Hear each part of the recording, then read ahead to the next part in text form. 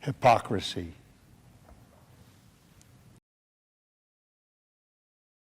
Hey, what's up, guys? Welcome to Earlysplaining the Interwebs.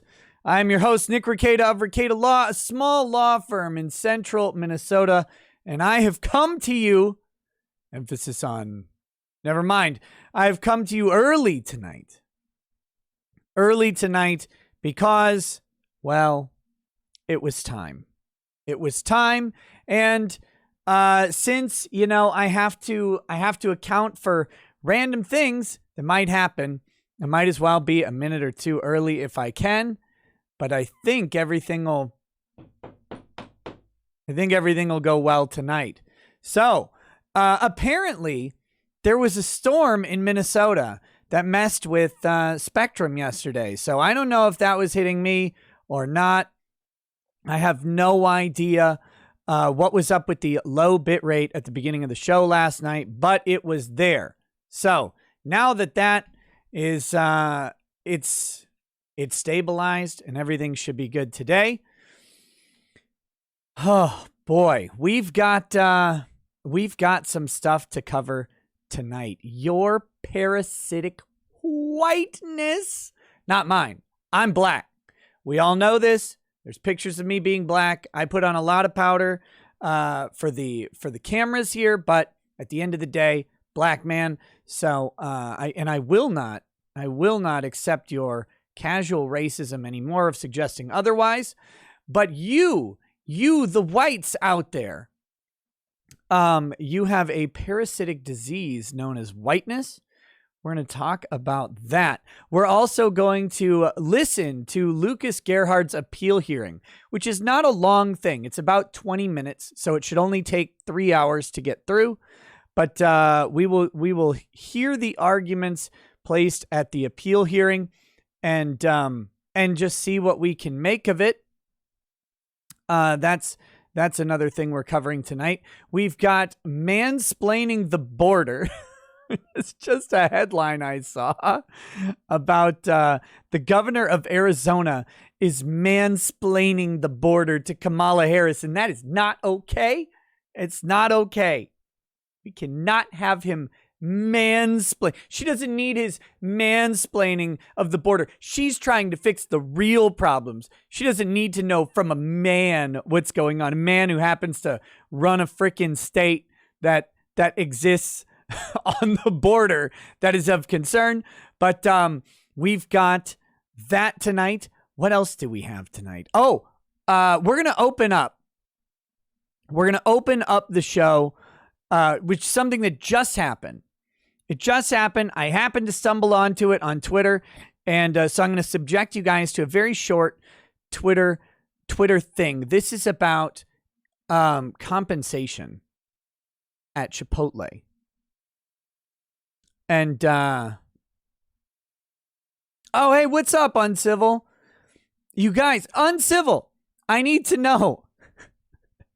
After you fly, and then we drive 2 hours from the airport back to my house, would you like to stream on Friday? Would that interest you? If you're up for it, even though you'll have just traveled a whole bunch, we can stream, but we'll have to start a little bit late, I think, due to the arrival time and the drive time. But yeah, if you're up for it, we can do a stream here from the vault, you and I, side by side on Friday. So we can do that. If you're up for it, let me know. I've now put you on the spot, which is rude, very rude of me to do, and you are welcome for that.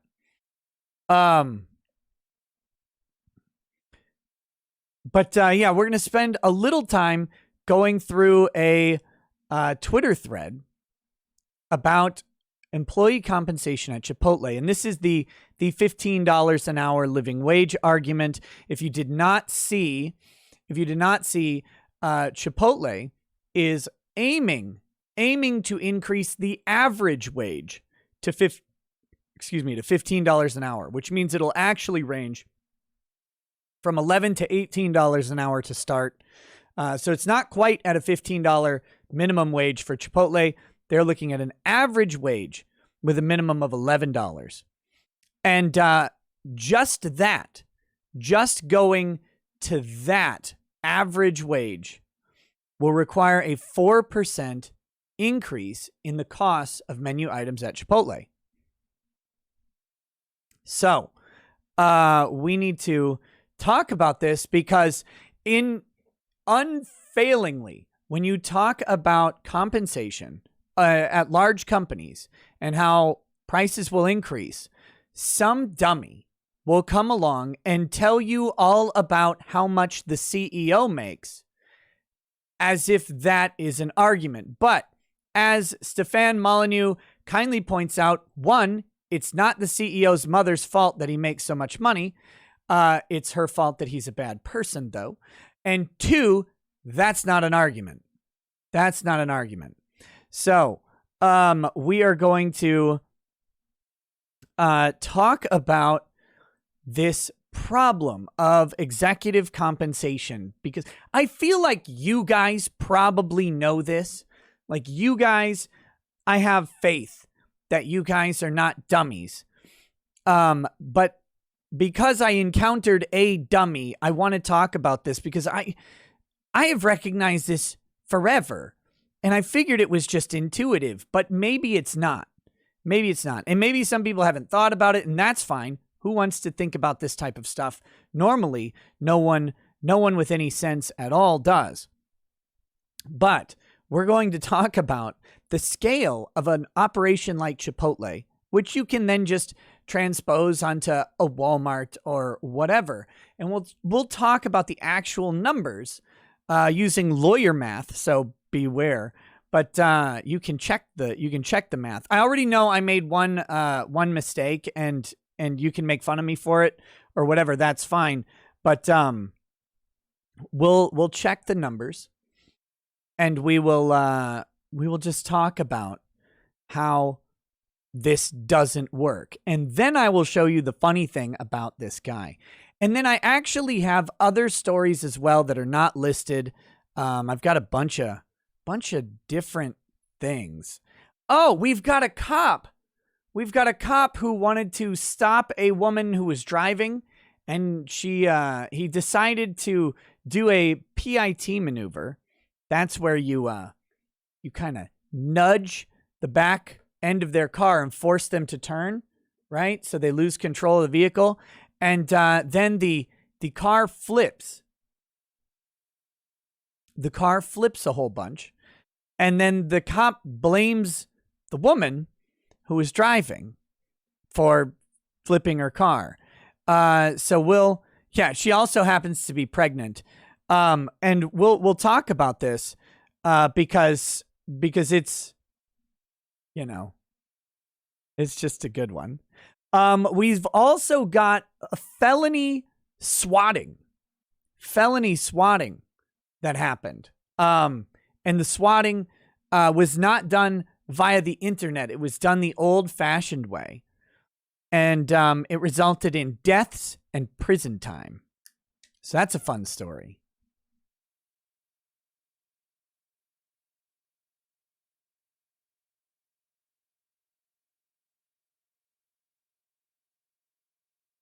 Oh, man.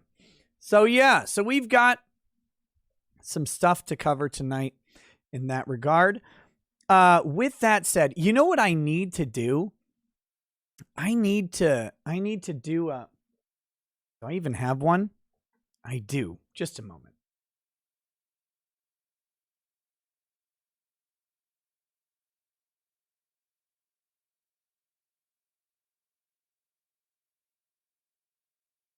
I'll be right back. Oh, here, I'll play the whiskey song.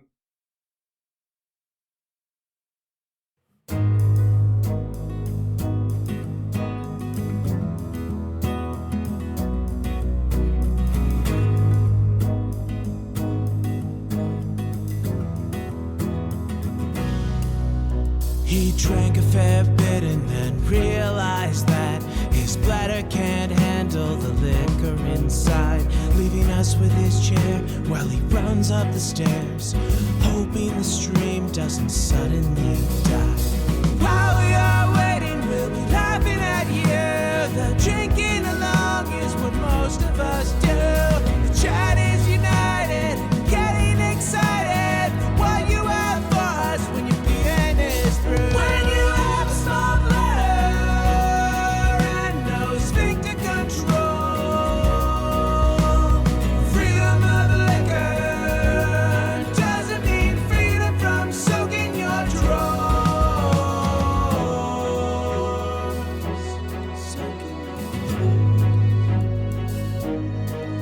Now you're washing your hands and you realize that you've forgotten to scrub both the front and the back. Then you'll grab a quick bite, kiss your lady goodnight, and remember to thank her for all of the snacks. Whoa, water will cure your hangover. Oh, just drink some when the stream is over. When you have a small bladder and no sphincter control, freedom of liquor doesn't mean freedom from soaking your drawers. Soaking your drawers.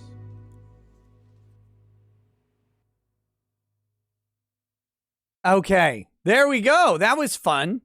So we had the song playing. I had to go get these Ridge wallets, and where is it? I was gonna do a Ridge wallet ad. Is this it?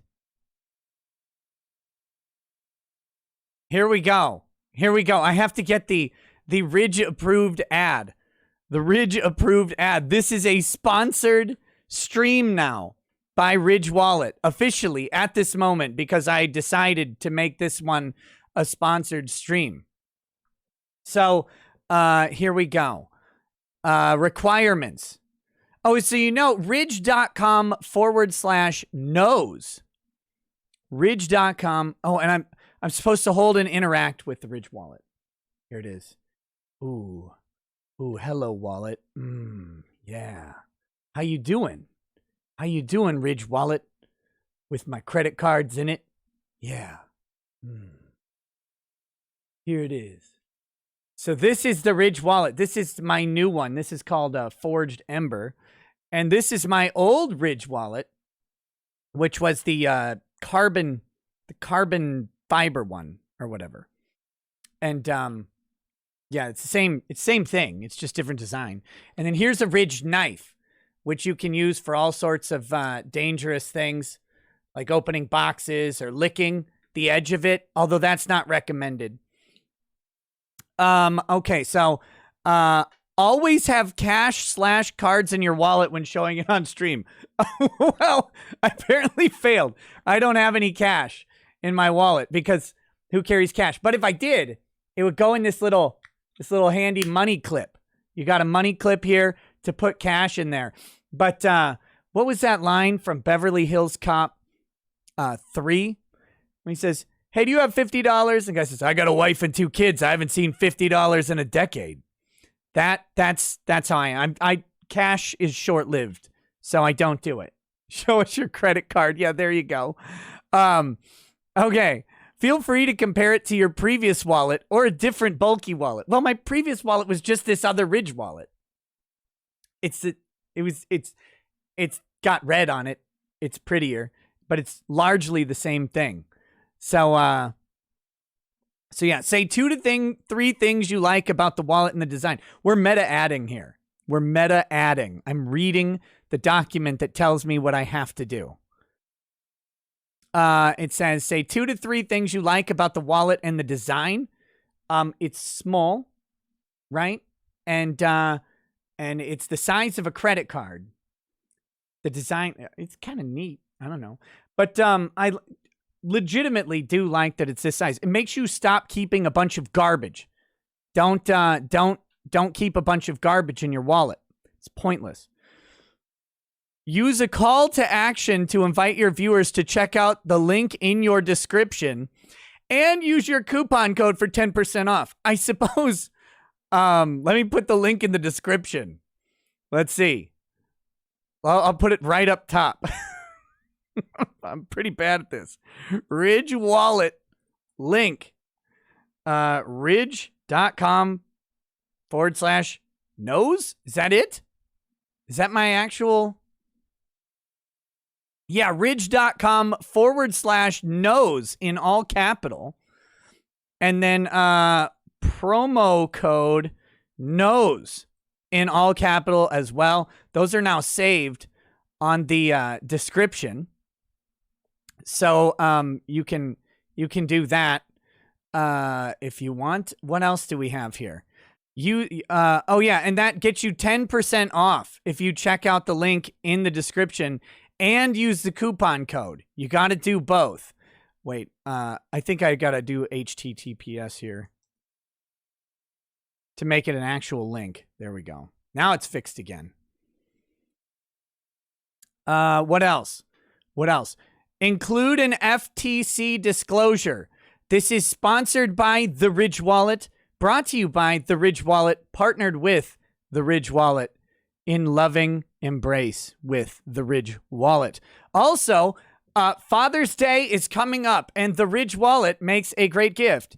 You can shop the Father's Day guide on the site and find the best gear for your dad. Optional, help your dad ditch the bulky wallet for Father's Day. Help him get a wallet fit for the 21st century. So there you go. That is the Ridge ad read. Look. Oh my God, there's all sorts of stuff. Okay, add a comment to your video. Send us a preview before you release. Well, that's not going to happen this time. That is not doing that. But I'll send him a link and prove it.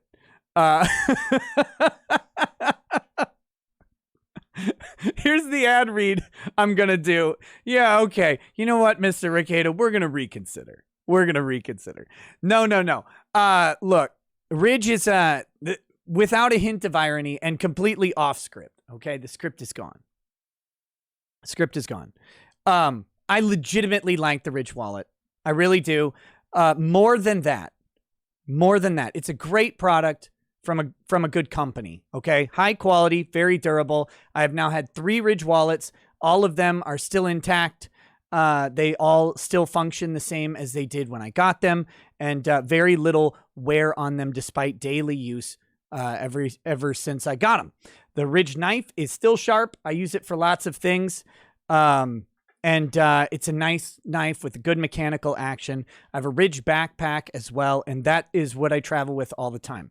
All of that said, they're a great company, great products, but the most important thing is they support creators like me. And I can't think of a company I want to support more right now than a company that will support a creator like me. Because some folks might suggest that that my abrasive style or proclivity for jokes would prevent a sponsor from wanting to sponsor the show. That may be true, but Ridge sponsors creators like me, creators like Yellow Flash, a whole bunch of other different creators that we don't really walk an edge. The stuff that we do is not some crazy edgy thing that is shocking to the senses. It's only shocking to the sensibilities of idiots on Twitter. And so having a company have our back like Ridge, to me, is the biggest selling point of the entire thing. And I do think that the people in your life who you know, who use wallets, who primarily use cards and cash, are going to get a lot of mileage out of it. They really will. So that's my Ridge pitch. You guys should check one out. But if you do, promo code NOSE in all caps. Get your money off. So there you go. That's that. If I wanted ads, I'd go pay for cable. Well, I like doing ads. Take that. Primarily use cards or cash. What else is there? What are you, some sort of Zoomer? Have you never heard of bearer bonds, Nerniath, Arniodiad? Who doesn't walk around with a briefcase full of bearer bonds? You can't fit those in a Ridge wallet, though.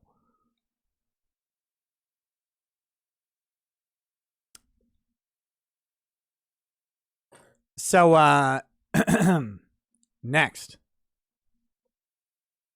What are you saying, Nick? You like money and capitalism? I like money. All right. Speaking of that, we have a couple super chats to read.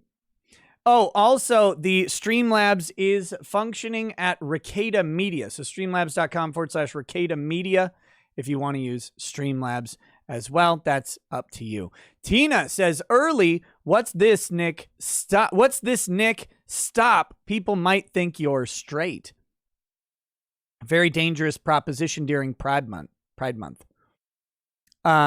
Dick Kickham says, hey, Ricada. Or, hey, Rackets, just wanted to say your show got me through law school. Started watching you rag on Dogbite Landau as a 1L, and now I'm taking the bar next month with an offer from a small criminal defense firm in North Dakota. Yeah, get it, buddy. Go get it. Fight the man, fight the machine, fight the power. Fight the Thai beard as well. Fight him hard. He was supposed to call me back today, and he didn't. How dare he? How dare he? I still don't even know why.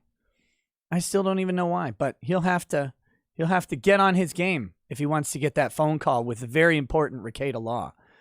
Okay. Next. Hanbei11 says, call me a dummy again, Mr. Big Brain. Okay. I will. All right, let's start with this quick Twitter thing because this is making me annoyed.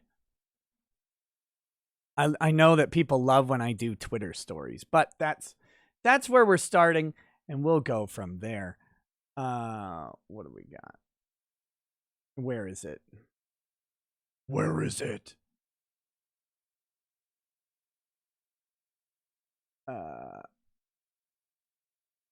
Okay.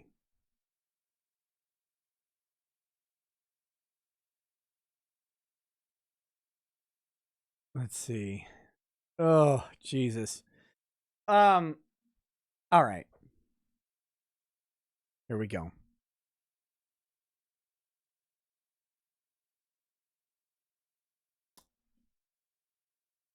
Here is the, I have to come in here. So here's the story. I retweeted it yesterday or something like that. Oh, Gray Jedi, I'm showing the pizza thing. Don't worry. Chipotle hikes prices to cover the cost of rising wages. They hiked menu prices by roughly 4% to cover the cost of raising its workers' wages. Okay, very simple. Simple thing, right? Cost of doing business goes up. The cost of the products goes up. That's just normal. My camera, like...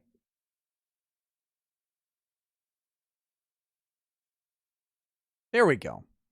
It's a little bit better. The cost of business goes up. The cost of the products goes up. So CAD Computers here talking about that. And then we get Johnny D. This is where it comes in. All right. Their CEO made like $20 million. He's allowed millions in raises, but workers can't get $15. And they blame the low-wage workers, but not the C-level executives. Okay. This is the problem.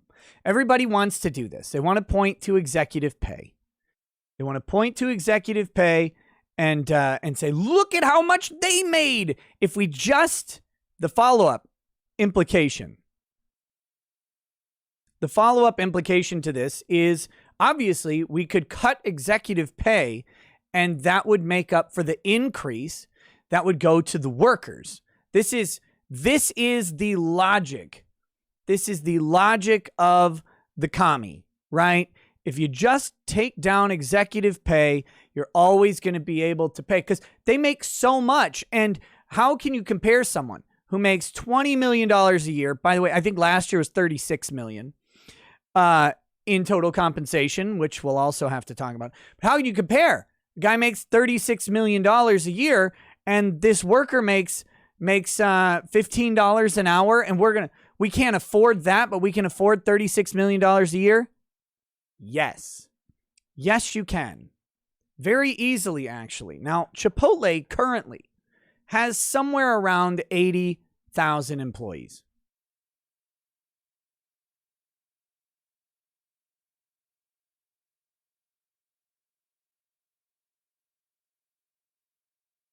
We've got a little lag issue. It should be going away now.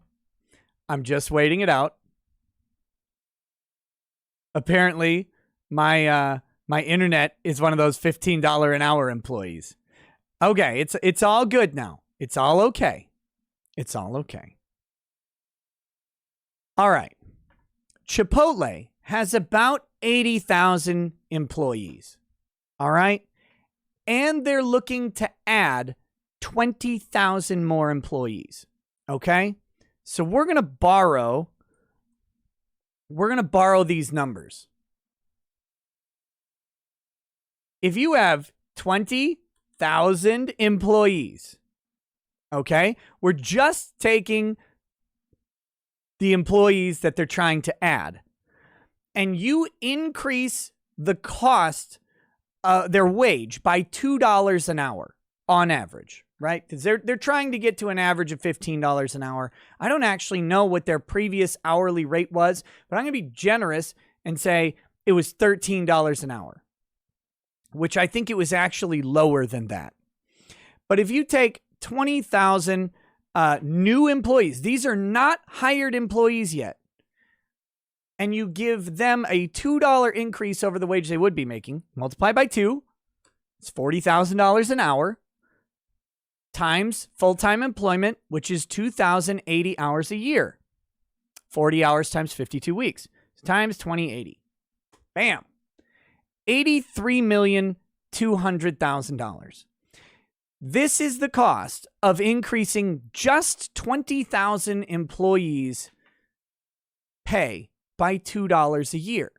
We've already more than doubled the executive compensation for the CEO, just on the increase, just on this part.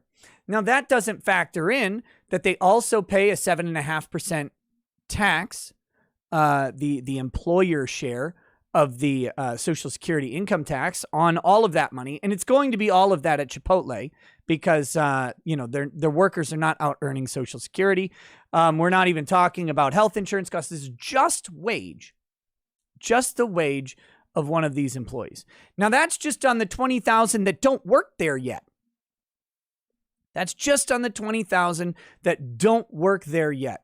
You also have the existing 80,000. So now we get to multiply this by 5 at their optimum employment level because that's 100,000 employees. Bam. We now have $416 million. $416 million compared to the executive compensation of $36 million. But that executive compensation doesn't tell the whole story because only a portion of that is actually paid in salary. A good chunk of it is paid in deferred compensation, stock options, and stock, etc., which is not paid directly from company payroll. It's not treated the same way, and the costs are actually, especially with a stock option, that the cost to the company is deferred, and they get to hold on to that money that they would otherwise be paying out. And instead, they get to use that money to expend as a capital expenditure. And then the stock option only becomes valuable if the company's stock continues to increase and the company continues to perform well. there's actually a risk that the stock option will not be valuable if the company drops in the tank.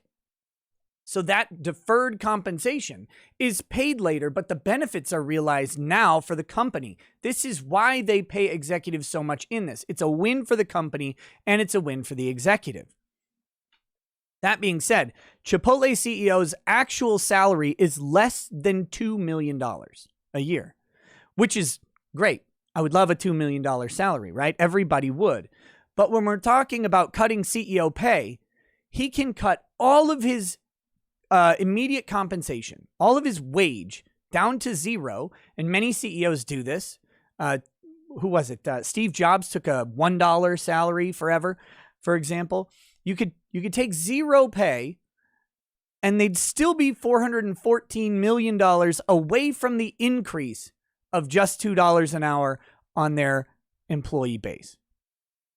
Now let's see what Johnny D here says. So he says their CEO made $20 million. He's allowed millions in raises, but workers can't get $15, and they blame the low-wage workers, but not the C-level execs. Comparing a restaurant worker to the CEO of Chipotle, I'm making a fair comparison between Chipotle raising costs often and now finding a way to attribute the cost to the low-wage employees. If you can't understand the argument, I can't help you. Tell me why it's okay for a CEO to make $35 million and we can't attribute rising costs to that. Well, that's because the $35 million is barely a dent in the overall compensation that Chipotle is paying out. And that $35 million is tied specifically to company performance. If it did not do as well, the bonuses would be lower, the deferred compensation would be worth less, and the stock price would be down.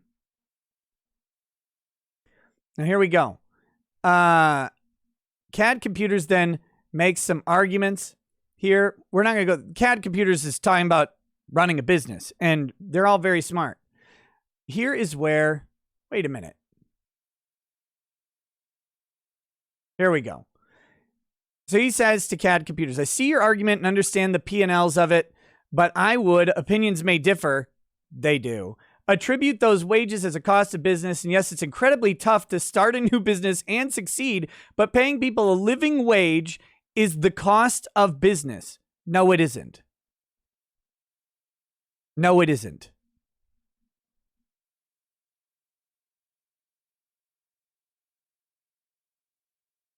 This is the insane perspective of these people is that somehow a new business, a startup business, is required to pay a living wage as a cost of doing business. Why would that be a requirement ever? The workers are not entitled to your investment, your work, everything you put into it. And CAD Computers is talking about how he pays his employees, and it's very generous. But this guy's talking about paying janitors the same as technicians, for example. So here we go. He says, go to school like most of us did and earn it, blah, blah, blah, blah, blah. That makes sense. I'm going back to this, my point, because this is about me. Everything is. So here's the math, the $83 million per year. And then this, oh man, he's spoiling it. So I go through this and talk about just an increase on just unhired people, all of this stuff. And I said, his income is directly tied to market performance of the stock. It inflates the numbers. The organization isn't actually paying him that much, and much of the compensation is deferred. Deferred funds are used to pay for any number of other purposes. We just covered all this. Here we go. I'm aware of how CEO compensation works. I don't think you are. I'm also aware of the discrepancy between what they get and what the low-wage employee gets. It's irrelevant to the argument here. If you think stock isn't real compensation value, I don't know what to tell you. Again, literally, this guy has no fucking clue. The sad part's coming up. The sad reveal is coming up. At that level, any CEO takes stock over cash. Well, yeah, it's deferred. They don't need the money immediately. They can defer the compensation and gamble on increasing the value of what they're getting. And the odds are good that over time, that value will appreciate. It's a better bet. If I have $1 million in the bank and someone says, I'll pay you $10,000 now, or I'll give you $10,000 in Apple stock, I'm going to take the Apple stock because over 30 years, that $10,000 Apple stock is likely, over any 30-year period, to have a consistent increase in value. As long as I don't have to touch it, it's likely to grow a significant amount. And it's much more than the money I don't need now. So I genuinely don't think this guy has any idea why the argument that he's making makes no sense here. It's unrelated to the subject. Here's the sad part. I have an MBA and have multiple friends with SMBs. I have a slight idea how businesses work. Lol. I think you guys don't realize that I went to school to learn about business. I have an MBA, okay? I think I could tell you. Listen, I would listen to any mechanic shop owner over this dummy with an MBA. I love it. I love it. Not if you're making the executive compensation argument for a company with 85,000 employees, you don't. Oh gosh, look, the disproportionate way a CEO is compensated in comparison to the average worker is not close to being fair. It's never about fairness. If you want to go towards the automation argument, businesses will always look for ways to cut costs, period. Except for Chipotle, who's not looking for a way to cut costs. By the way, they're directly increasing the costs and then they're passing the costs on to the consumer. They're not looking to... we're literally talking about a company with increased costs, not looking to cut. Except for Chipotle, I guess, who is... Oh my God. Disaster of time. Who is increasing costs and therefore increasing price, I guess then they won't always look for ways to cut costs. Turn in that MBA, pal. It's wasted on you.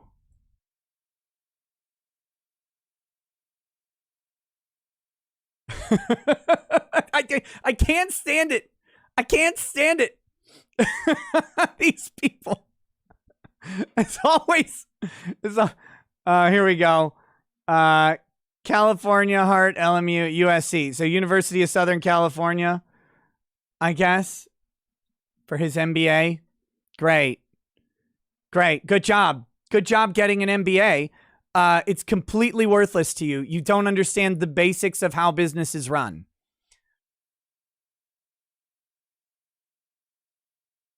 Oh, sorry. Thank you for being my catharsis and enduring that with me. But this is the stuff that drives me absolutely insane. These little weirdos running around talking about...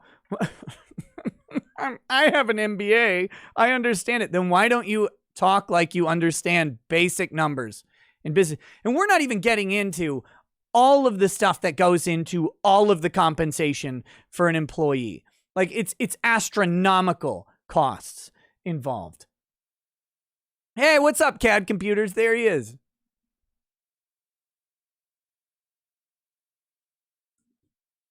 But yeah, I would take any mechanic, massage parlor owner, nail salon owner, hairdresser, literally any person who has run any small business. I would listen to them tell me about employee compensation 1,000,000 times before an MBA named Johnny D, who doesn't seem to have done anything in a business ever.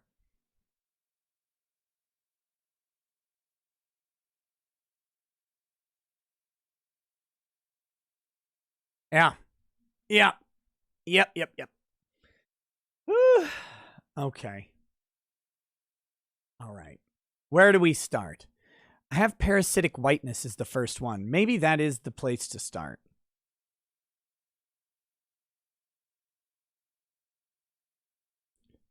We got 2 articles for this one. You guys aware of your parasitic whiteness?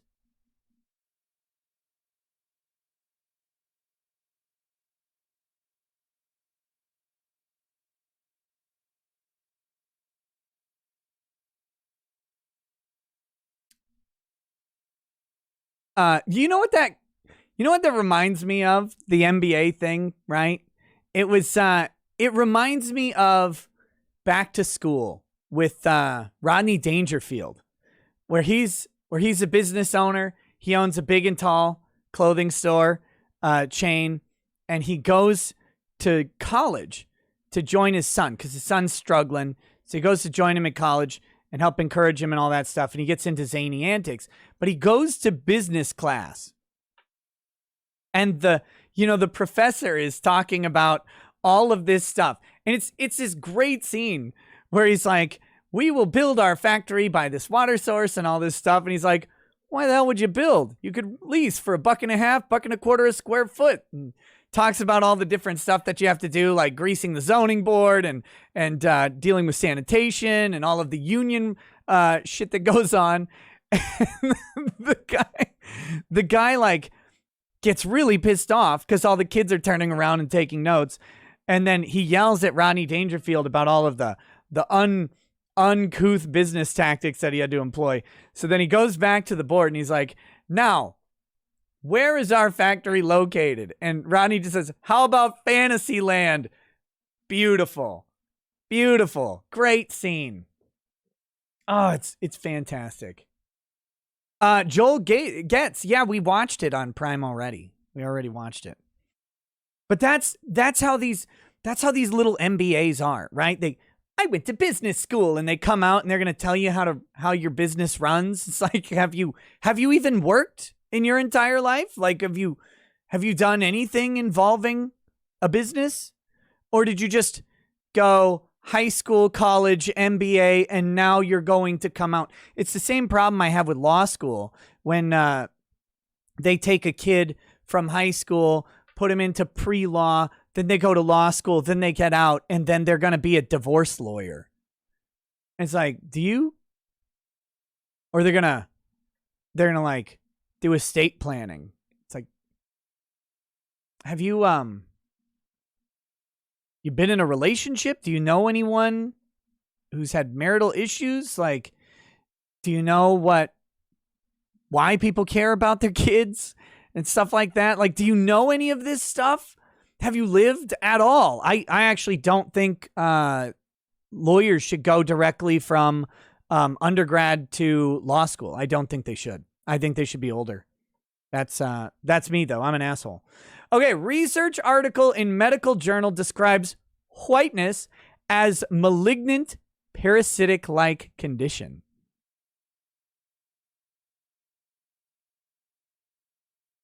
Research article published last month in the Journal of the American Psychoanalytic Association called Whiteness a Malignant Parasitic-like Condition. That description, along with other language in the article, has caused public anger, and the backlash against the author was evident on social media. The article, titled On Having Whiteness, was written by Dr. Donald Moss, a white man who is a faculty member of the New York Psychoanalytic Institute and the San Francisco Center for Psychoanalysis. In the article, Moss wrote that white people have a particular susceptibility to the parasitic condition, which he claims renders its host's appetites voracious, insatiable, and perverse. He explained he believed whiteness establishes entitled dominion that enables the host to have power without limit, force without restriction, violence without mercy, and increases one's drive to terrorize.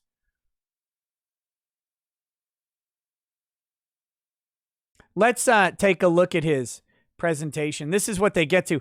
He's been doing this presentation for years. The study, his article is just published in the journal, but he's been speaking on this subject since at least 2019. This presentation, this is back in January 14th of 2020. This presentation will focus on whiteness as a condition one first acquires and then one has, a malignant parasitic-like condition. The condition is malignant because it spreads and metastasizes, targeting an ever-widening sphere of objects. It is parasitic in that it is contagious, passed on by other infected people. I guess that's having white babies. White babies again. Biologically, white people have a particular susceptibility to whiteness. The susceptibility is grounded on pre-existing hierarchical representations of self and object. In any representation that organizes self and other in a vertical relation, powerful and powerless. The condition is foundational, generating characteristic ways of being in one's body, in one's mind, and in one's world. Parasitic whiteness renders its host's appetites voracious, insatiable, and perverse. In order to preserve and defend its original hierarchies, it must continuously engender new and expansive ones. For whiteness, the most perceptually available category over which to establish hierarchical relations is color. Race provides whiteness, its easiest target. So, if you are white, you are particularly susceptible to having whiteness.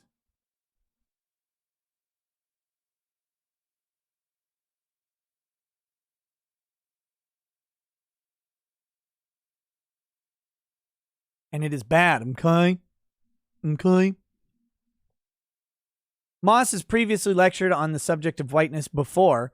On Having Whiteness was published in the bi-monthly peer-reviewed Journal of American Psychoanalytic Association. He delivered his theory describing whiteness as a parasitic condition as a plenary address for the South African Psychoanalytical Association. And he also lectured on it at the New York Psychoanalytic Society and Institute and at the Center for Modern Psychoanalytic Studies in New York. He's the author of multiple psychology books, and a forthcoming collection he edited entitled Hating, Abhorring, and Wishing to Destroy, Psychoanalytic Essays on the Contemporary Moment will be published this fall. Moss is also a founding member of a climate group known as the Green Gang, which describes itself as a collective focusing on climate change and its denial. On Twitter, the responses to his article has been outrage with user comments like "this racist vomit should be called out for what it is," and with pretense of academic rigor by a fellow white. No surprise, it's in a psychoanalytic journal. Psychologist Dr. Philip Pellegrino tweeted in response, "How do my colleagues consider this scholarship? Anyone actually take this seriously?" Look at, I wonder what the comments are. He's only got 13 comments. Was this published? It passed peer review? Yep. Who are these people?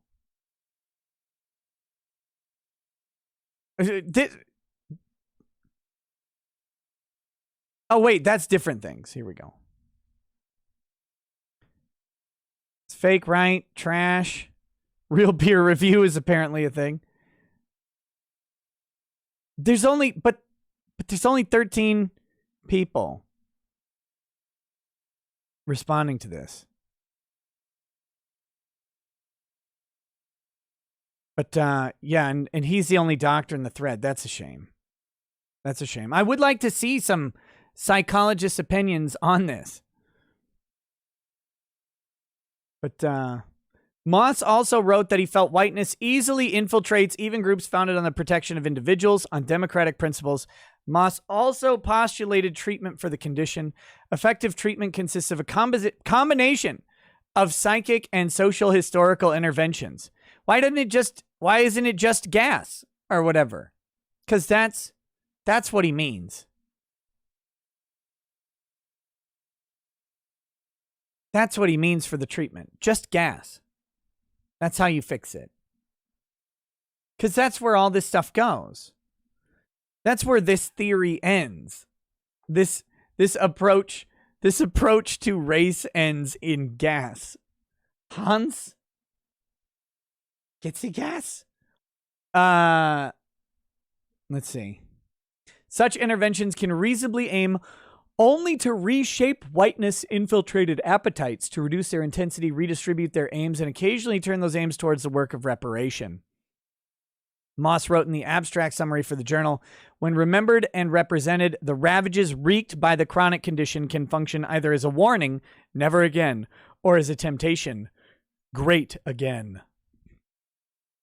Even with treatment, Moss wrote, there is no guarantee against regression, and there is not yet a permanent cure. I guess he is not familiar with gas. Newsweek contacted Moss for comment, but did not hear back in time for publication. So, there you go. I wanted to let you know about parasitic whiteness.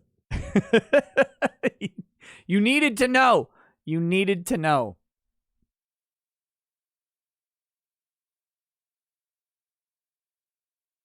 I, of course, am immune from the condition. As a black man, I've been living as a black man for years, and as a black man, this does not affect me in any way. Oh, Donald Moss. Yeah, he's very white. He's very white.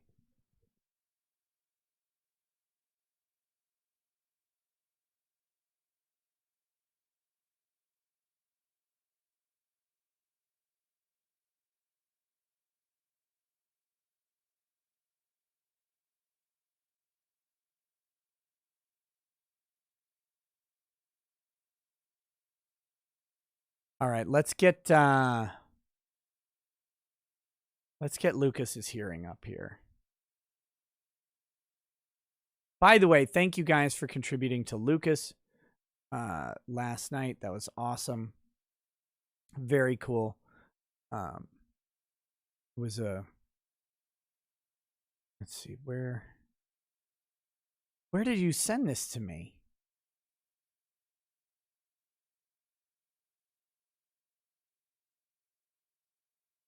Oh my God, am I an idiot? Was it just, was it an email? No.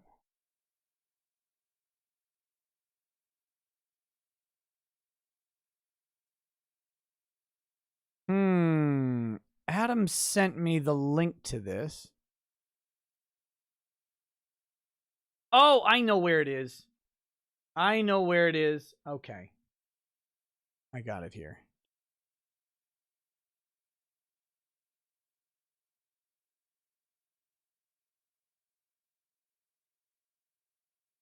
I can figure out all of my problems.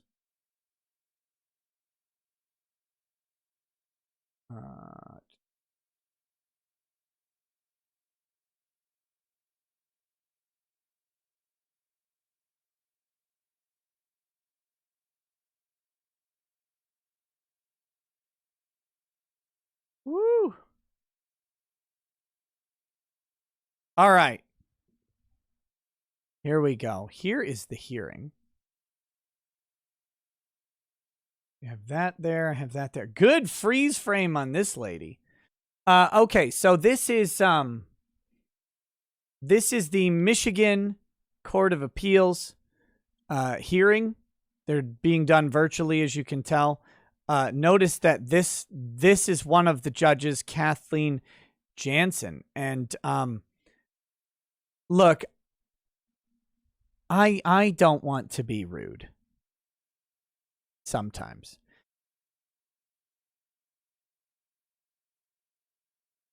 But was she like one of the test cadavers at the cosmetic surgery practical school? Like what? I'm not trying to be a dick here, but that is not a solid look. It's a squishy look. All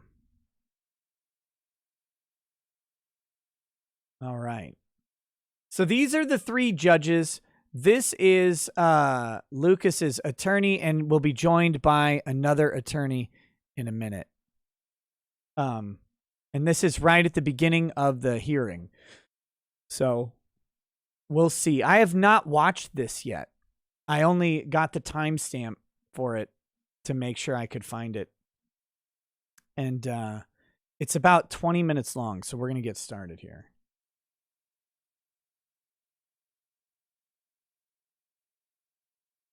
Just wanted to make sure that the record indicated that I did have a chance to review all of oral argument from yesterday, last night. So just so both judges know, and I know I've sent emails, but I want to make sure that was somewhere recorded that I did look at everything. All right, thank you. Thank you. All right, Mr. Ellison for appellant. Yes, good morning, Your Honor. Good morning. Philip Ellison appearing on behalf of the appellant on this interlocutory appeal. I guess we jump right into the matter here. I guess before I start though, Judge Keller, are you enjoying your new time with all this extra time you now have, not fighting with me and all of our counsel?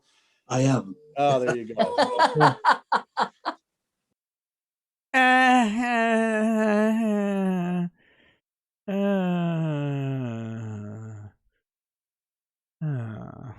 We miss you. There you go. But anyway, anyway, good morning to all three of you. Well, but it's just interesting because you're not representing the University of Michigan in this one, Mr. Ellison. Yeah, so it's amazing. Every once in a great while, I veer over to the criminal side on something, and it's rare, and I try not to do it very often. But yet here I am today. So, yeah, you caused me quite a stir up on the Supremes on that U of M case, but you can go ahead. Well, I was going to say, if I'm not rattling cages of judges, I'm not doing my job right. So, but Oh, well, I don't know about that, but why don't you proceed on this case, sir? all right, thank you.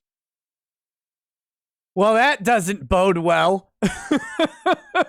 First of all, the demon arising in front of the court green screen has no sense of humor. Like, lawyer's sense of humor is terrible, as is displayed here, right? Like, that's courtroom comedy is not, it's not the place to make your jokes because they don't ever turn out funny.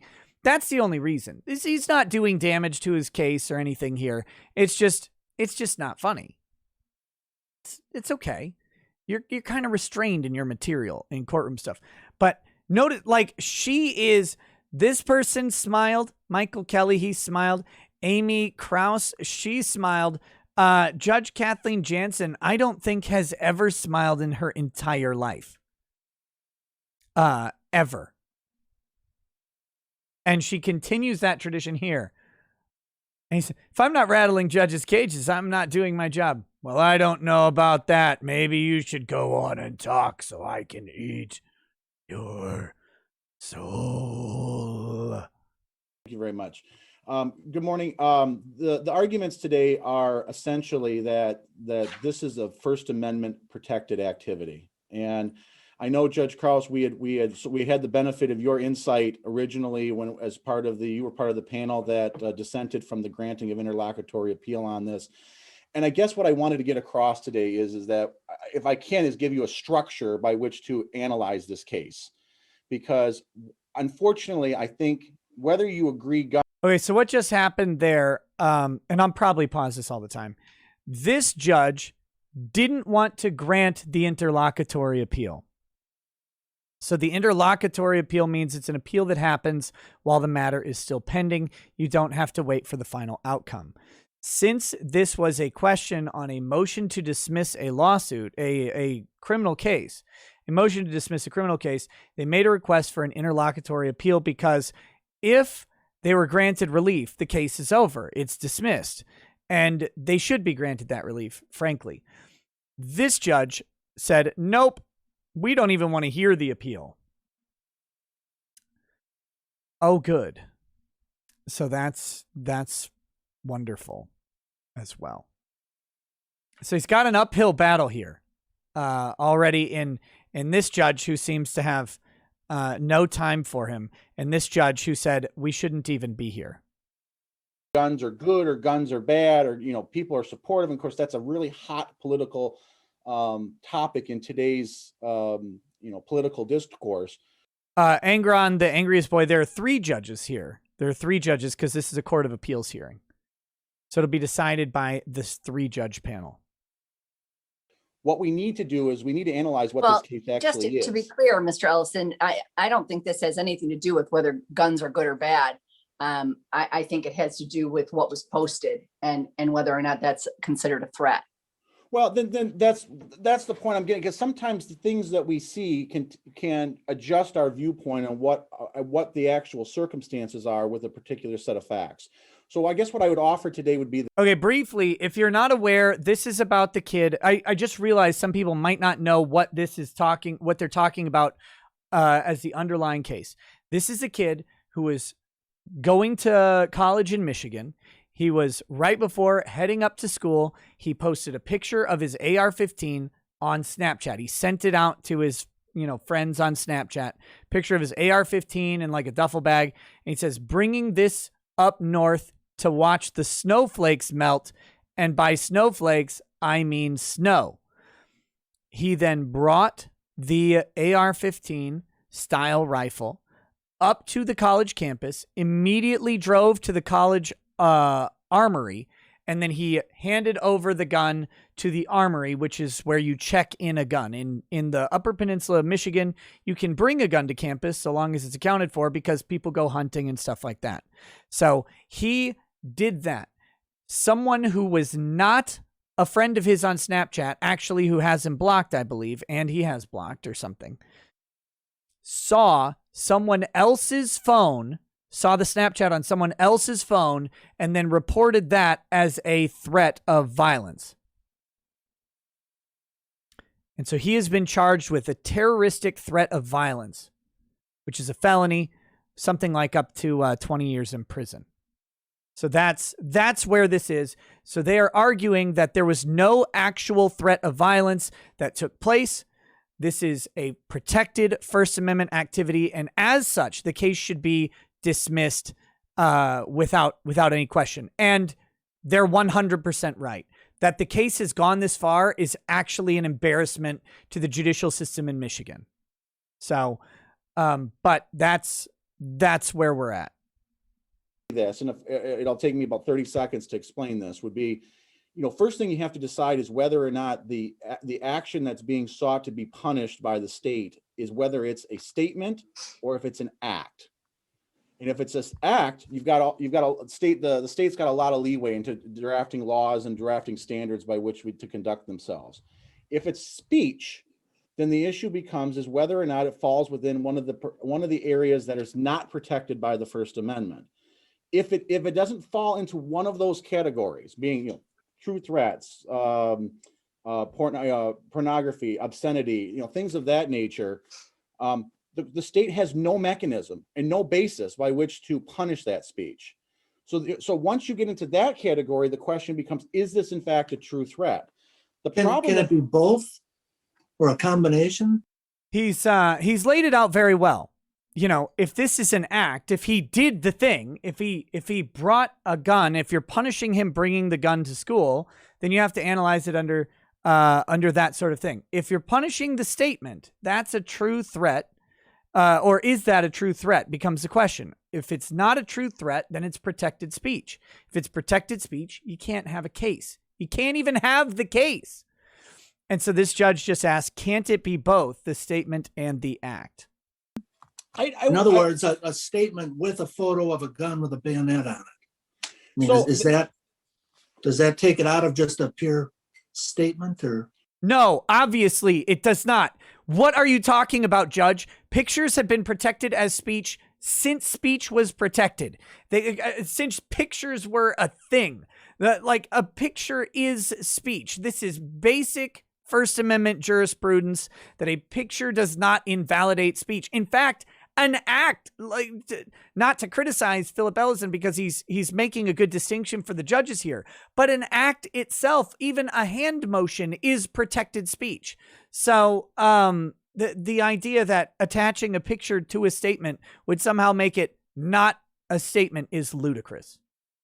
Well, that's where I'm getting at about guns, because what happens here is that we're looking at the statement that's made by the snap here is it's literally a sentence, or it's two sentences. Taking this bad boy up, this ought to make the snowflakes melt, and I mean snowflakes as in snow winky face. That's the statement, right? Right. That's the thing that the prosecutor is trying to punish for. Now, if the act here is we're trying to punish is I've got a criticism here. What he should have said was, that's a statement the prosecutor is trying to punish for, and that is ludicrous because that is protected speech under any First Amendment analysis. We don't even really need to go into much more. I will, of course, flesh out the argument, but full stop, that statement is fully protected First Amendment speech absent any threat, and no amount of context or anything can make it into a threat. There is no possible reading of that statement to derive a threat that anyone could articulate. That's what he should have done right there, in my opinion. And again, this is not criticism. These are stylistic differences. He argues in front of these guys all the time.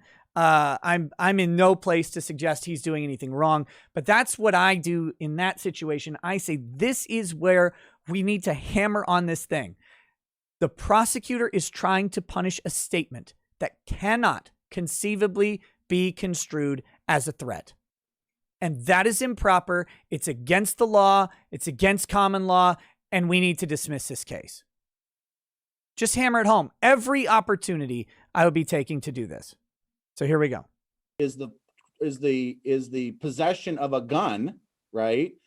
Or the actual act itself, then what happens is that we need to separate those two things out. To get to your question, though, is I think statements can be evidence of what the action is going to be.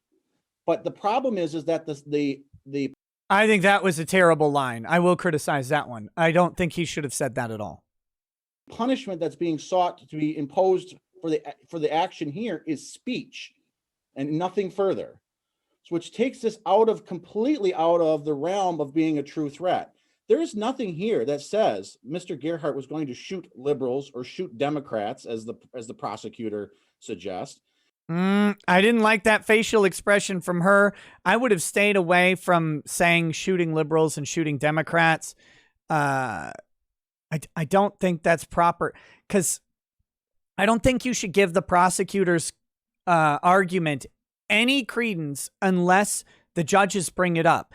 To me, this type of hearing, what they're at, should be a strictly constitutional argument about the merits of prosecuting speech, not prosecuting this speech, prosecuting speech. And he should be hammering home that this speech does not fall under any category of unprotected speech. And that's it. This is old First Amendment. Just go back to their con law course and hammer home that we protect all kinds of speech, even egregious speech, all the time, because it's speech and because there is nothing that has converted this outside of that protected area. Mithran Emrys says, FFS, which is for Phil Burns' sake. SCOTUS has stated that naked interpretive dance is free speech and dicta. This judge needs a First Amendment primer. I agree.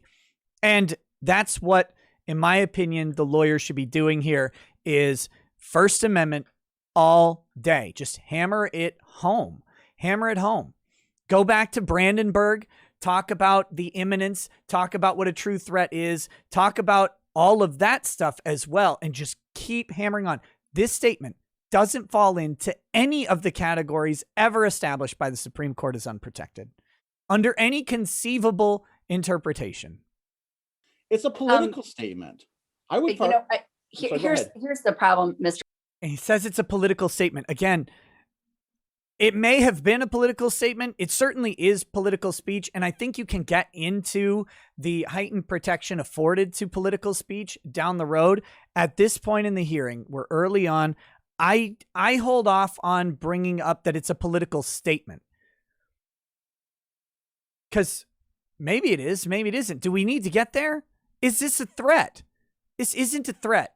This is criminal, probably a difference in criminal versus civil.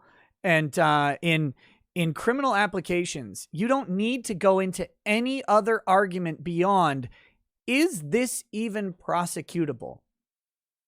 if the state has no right to bring this person under their gaze, and it is Pride Month, so we're probably putting a lot under the gaze of the state right now.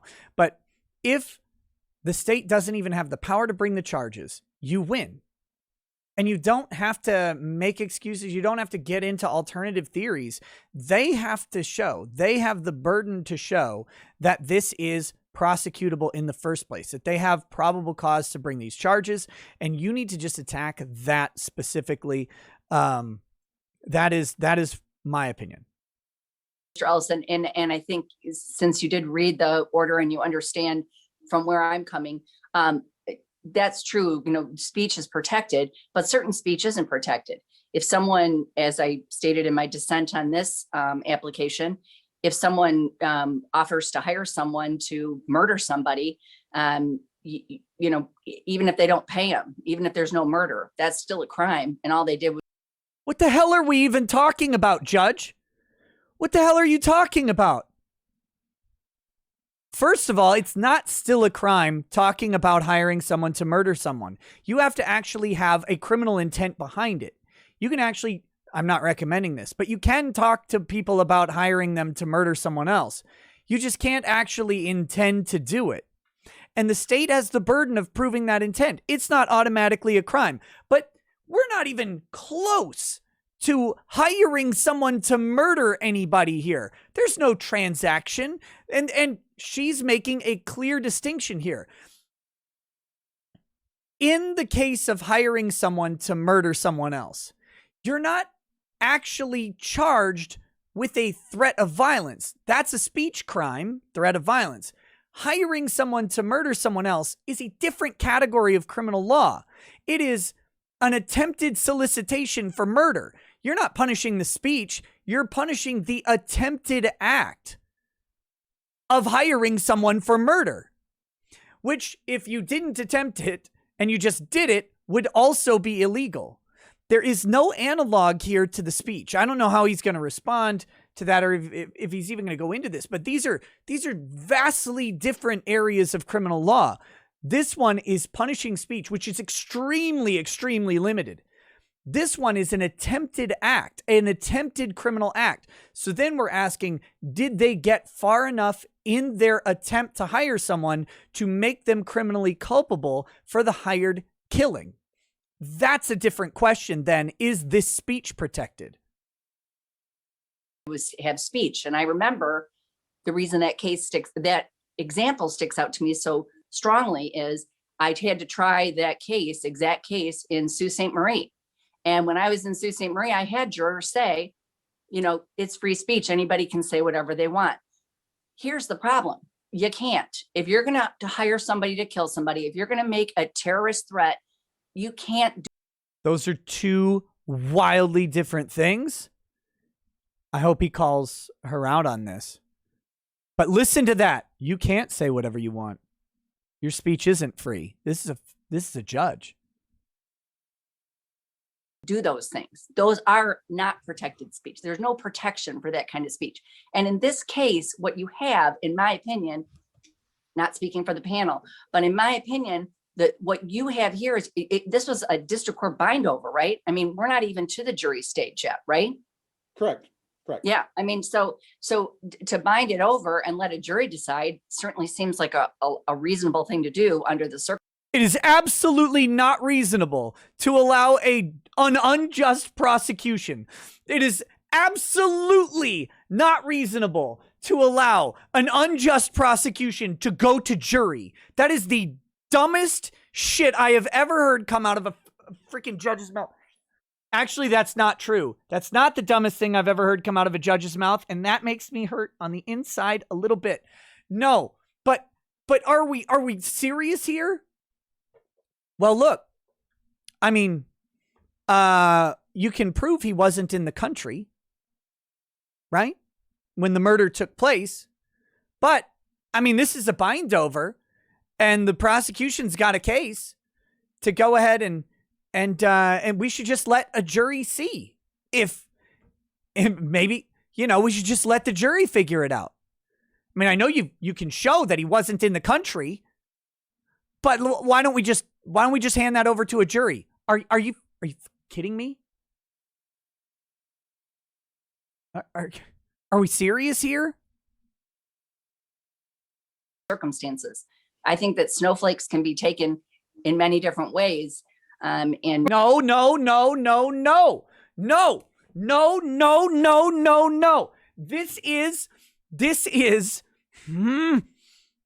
This is true threat. You don't get to take them idiomatically. You don't get to take them metaphorically. You take them literally. Threats must be explicit, literal, imminent threats. The only thing you don't have to show is that they are capable of carrying out the threat. You have to show that they intend a threat.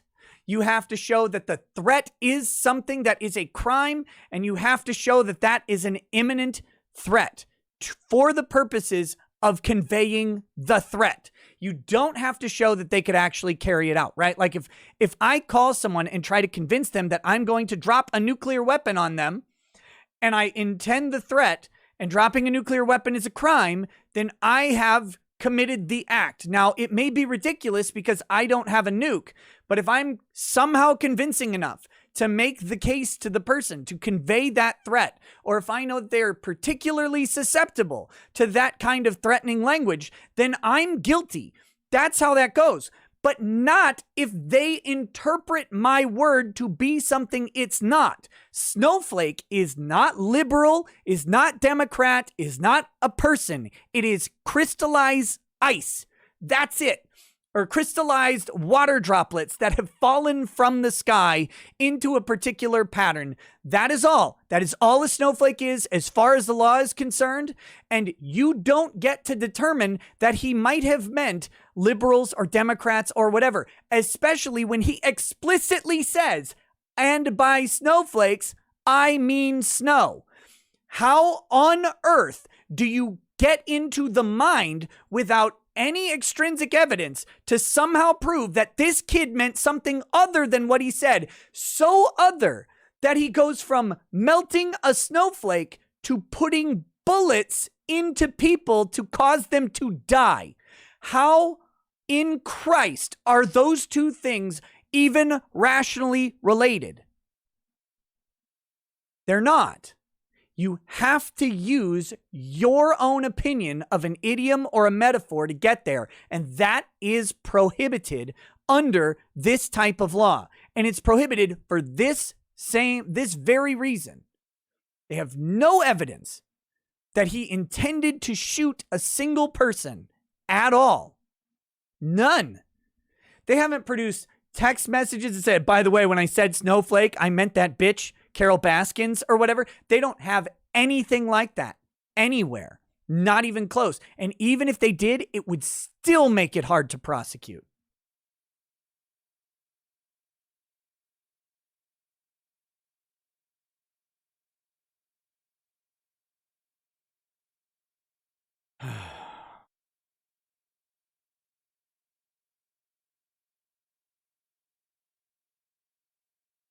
Well, You I know. mean, the defendant admitted he was referring to Democrats. So he admitted that. He put that into context, that he was referring to certain individuals of a political persuasion. Where did he Did he mention not? that?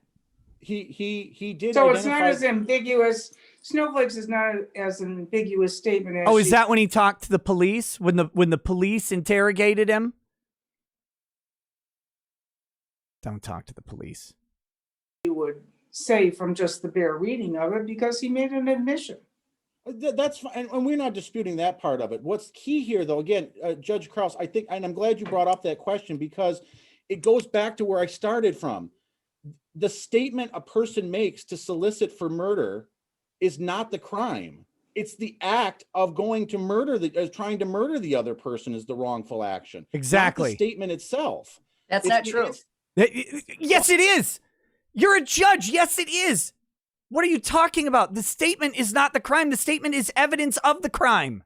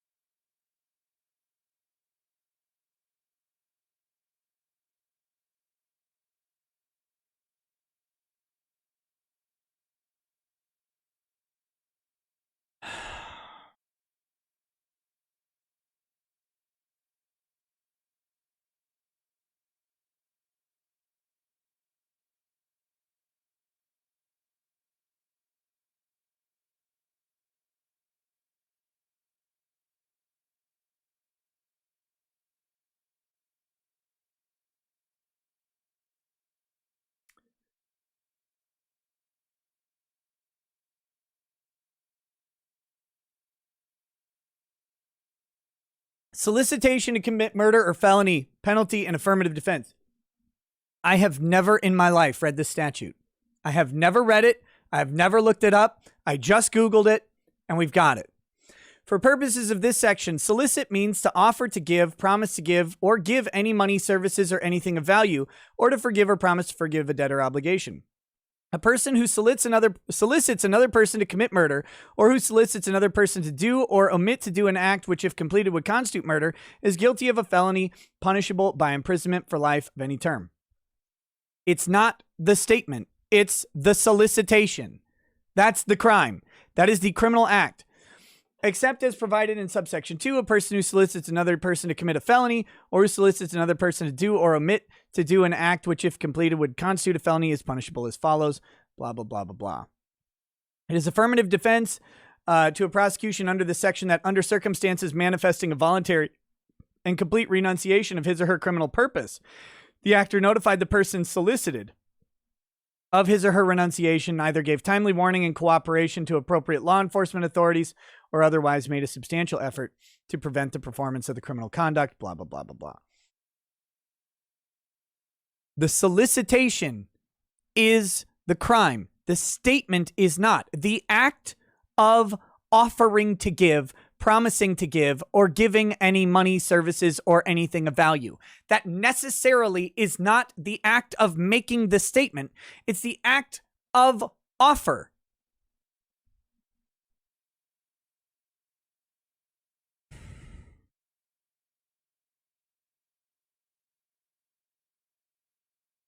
I mean, we have a judge getting this so unbelievably wrong that it's infuriating. Well, how can that be? I mean, I'm not going to get into an argument about it because that's what the case law says. Listen, I tried solicitation. I tried a solicitation case. Solicitation is not speech. It's not the same thing. It's an act. It's not a statement. He nailed it when he broke those two apart. I mean, I'm not going to get into it with you on that. Well, I'm not going to argue with you. I'm right.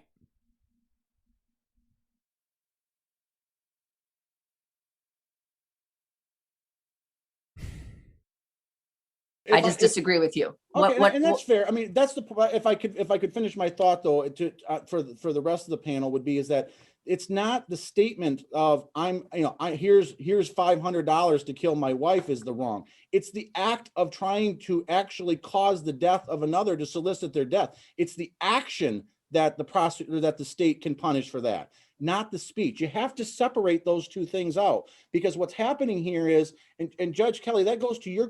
Look at her. Look at her. She's furiously hitting Westlaw right now. She's like, I'm going to prove this motherfucker wrong. And she's the wrong one here. He's right. He is absolutely right. His argument here is spot on. Again, I was critical of some things he said earlier. He's 100% right here. It's the act of solicitation that is the crime, not the statement. The statement is evidence of the act. The statement is the evidence.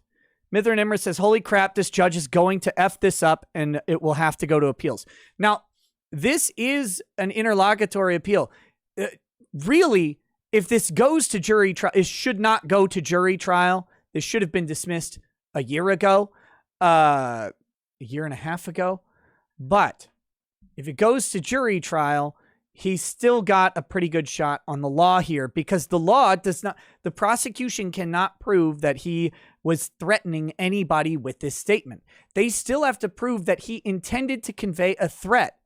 And the people that he messaged this to were friends. He's smiling with them. He's laughing. The person who reported feeling threatened was not an intended recipient. They've got a big hurdle here that they're going to have to overcome. They have to prove that he communicated this. Here's the thing. To do a threat by proxy, you have to prove that the communication given to the proxy was intended for a target and that you knew that by delivering it to the proxy that it would reach the intended target. That's how a threat works in that sense. He's not conveying a threat to anybody here. And I don't know how the prosecution will attempt to get around that, but that is a glaring hole in this analysis is that, wait, so he messages it to his friend. someone else sees the message who is not an intended recipient. There's no evidence that he would even reasonably anticipate this person would see the message. So how's he threatening? How's he communicating that threat to them? How is that happening? She is not the judge. She is one of the 3 appellate court judges here. So here we go. Question when you said, can these be combined together? I think in circumstances, speech can be evidence of what the act was going to be or it was to be. Thank you. But it's the speech itself is protected unless it falls under one of the exemptions that are recognized by the United States Supreme Court. All I'm saying is that if this young man put on a post of something, hey, if somebody had a whatever kind of gun this was up here, that would really melt these snowflakes. You know, that's a little different than having a photo of it. I mean, that to me, that magnifies the idea of a threat under the statute anyway. No, it doesn't. Not under any interpretation of law does it say, by the way, if there's a photo of a gun, rather than just saying my AR-15, bro, that it magnifies it. What the hell? That is under the statute. No, that's not in the statute at all.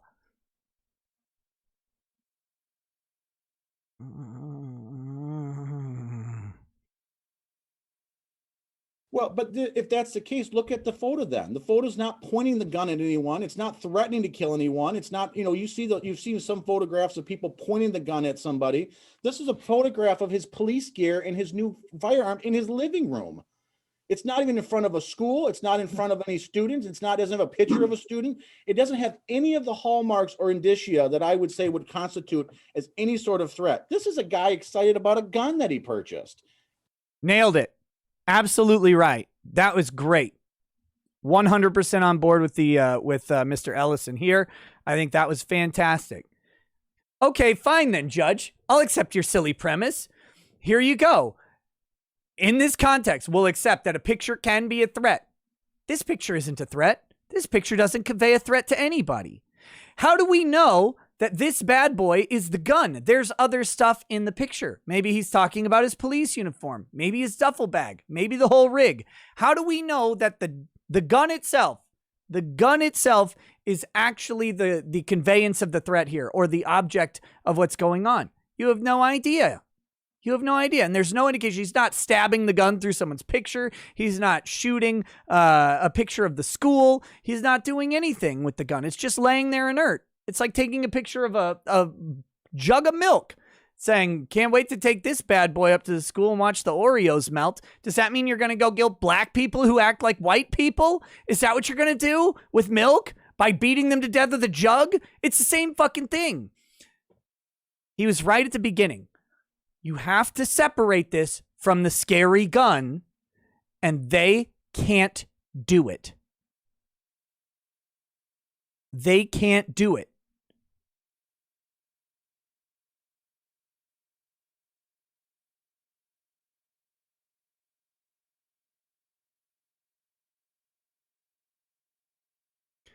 A gun that is not loaded, chambered, and aiming at someone in the hands of someone who's about to use it is just a thing. It's the same as a Ridge wallet. It's just a thing. It's an inert object. It cannot go off. It cannot grow legs and fire at someone. It's less dangerous than a tanning bed. And we have his Oakland County Ellison, that way. So, do you have any further argument? I think you answered Judge Kelly's question. I did. The only other thing that I would point to is I would ask this court, and I would point out the two cases that I think control this case, that aid this case. Ostentowski is a tough case. It doesn't give I think, very good context. I think the two you should focus more heavily on. One is Watts, which is binding on this, would be a binding on this court. If a statement like, I'm going to get my sights within the president if they ever make me carry a rifle is not a threat, or in DRC says, I'm going to F and kill the bee, is not a true threat. How in the world melting snowflakes could fit to that category does not meet the standard. And I'm going to fucking kill the bitch is not a threat. This is what I'm talking about. Jurisprudence on criminal threats is so damn narrow that me saying I'm going to fucking kill that bitch is not a threat of violence. Why? One, me saying it has no connection to the person, right? Like if I say I'm going to kill that bitch, obviously I'm not talking to that bitch. I'm talking to someone else about that bitch.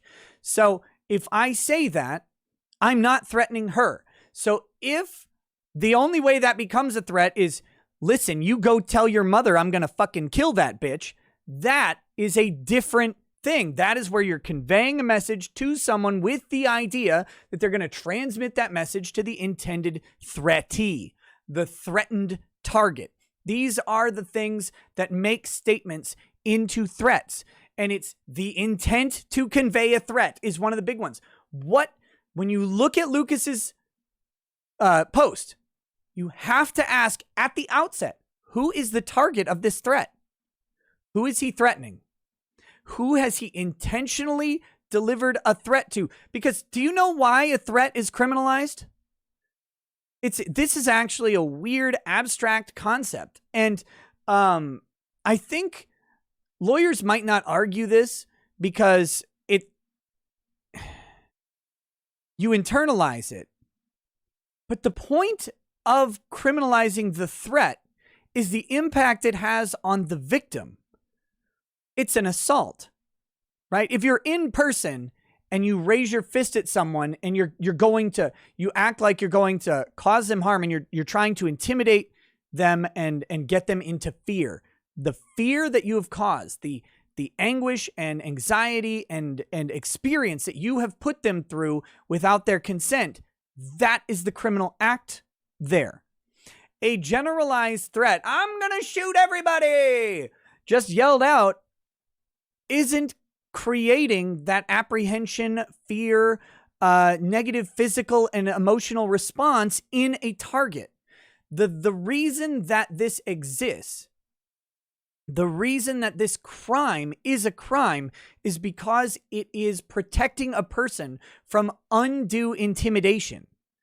So who is Lucas intimidating? And if you can't answer that question, you don't have a crime.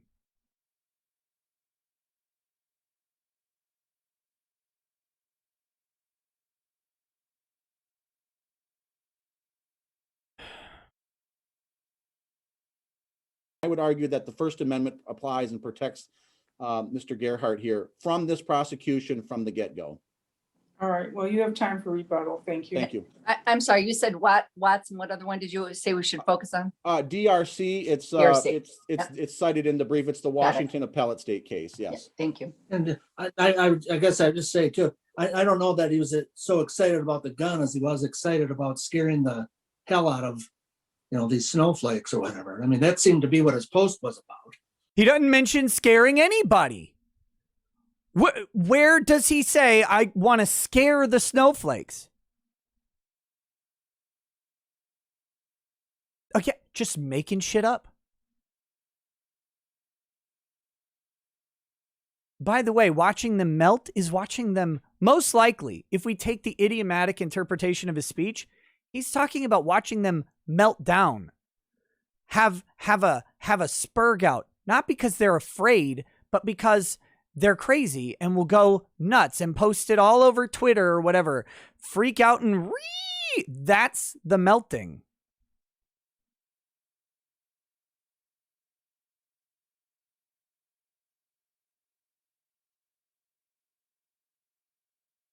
Well, but that's because it's a political speech. In this context of where we are right now is that there are factions between two political ideologies saying, I don't like the sight of a firearm, and the person says, I like the sight of a firearm. And I think the difference could be, if you were looking for a distinction, is if this gun was an illegal gun.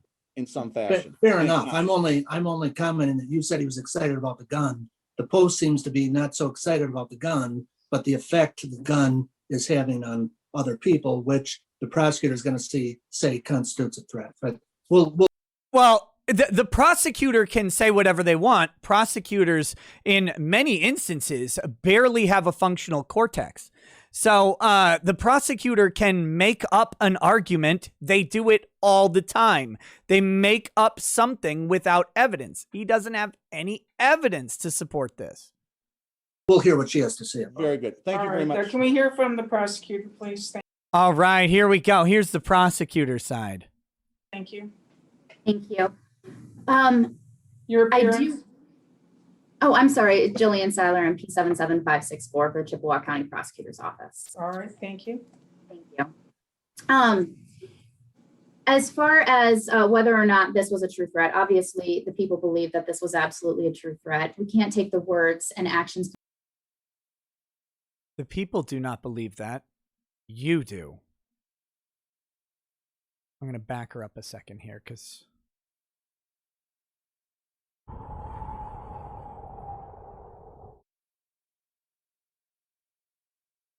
Threat. Obviously, the people believe that this was absolutely a true threat. We can't take the words and actions completely out of context with history and what it is that's happening in modern society. I agree with Whoa, whoa, whoa, whoa, whoa, whoa, whoa. Whose history? Lucas's history?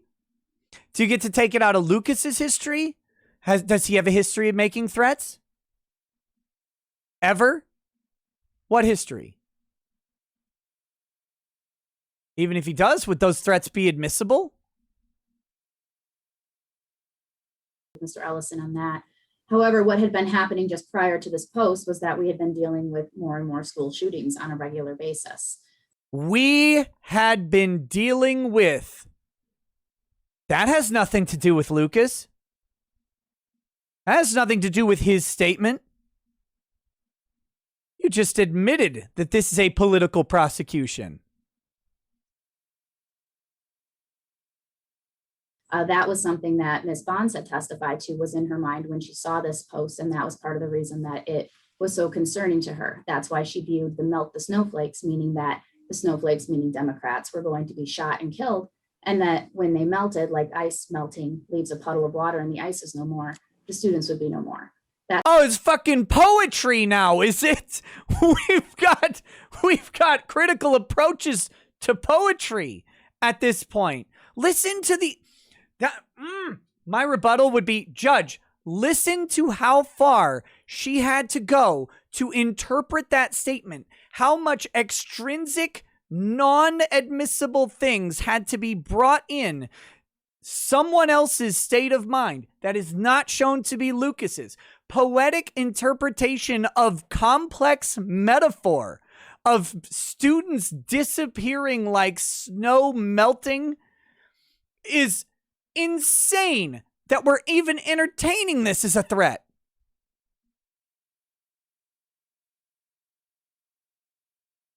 That's how she had interpreted this particular post. I do believe very firmly that this is premature. I think that at this point, the vast majority of the evidence is not in the record.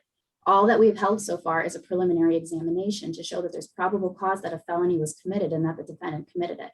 There was evidence that was presented at the preliminary examination. However, the vast majority of the evidence as to the defendant's state of mind. This is the dumb bitch who played the Christchurch shooting for the judge. The Christchurch, New Zealand shooting video to persuade the judge that there was probable cause to keep this going. Has not been entered. All of his Snapchat records were not entered in. Defense is arguing yet again that this is a photograph of a young man who was very excited about just getting his first firearm. Well, in the hours preceding and following this post, he made extremely Let me just stop you right there. Is that in the record now?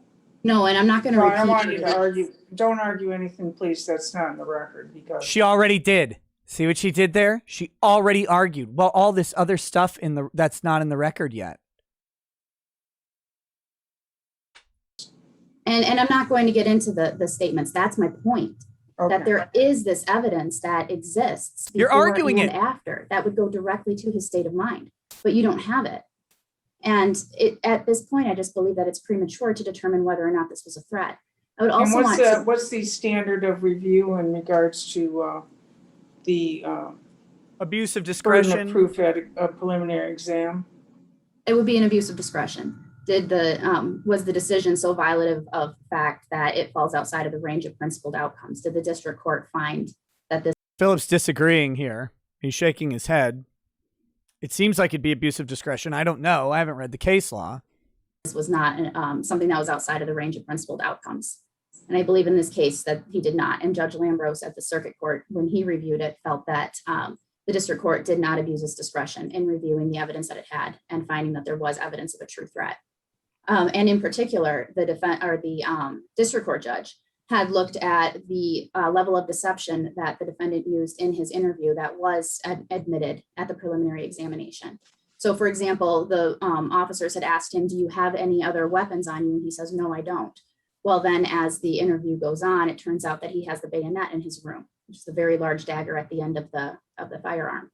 And then as it goes on, it turns out that he also has a pneumatic gun in there in his dorm room, which was not permitted. And then it turned out that he also had a police baton, which would have admittedly been permitted. Why are we including this? Like, why is this evidence of a threat? A pneumatic nail gun? And a bayonet? These are not evidence of the crime that he's accused of. He's accused of making a statement. He's not accused of bringing some sort of unpermitted object into a dorm room. A pneumatic gun, well, I guess I assumed it's a nail gun, but maybe it's just a BB gun. It might be an airsoft pistol. An airsoft is technically a pneumatic gun as well. No, this is appeals. You don't really get to object. You get your time to talk, they get their time to talk, and he might get time for a rebuttal. But no, it's not really objections going on. But every time that they asked him, they discovered more and more information. If this had really just been a joke or something excited, I think we would have expected that he would not have had this level of deception consistently throughout the interview. And then finally, I just wanted to point the court to the most recent case on Ostentowski, People v. Bycheck. Do not talk to cops. Do not talk to cops.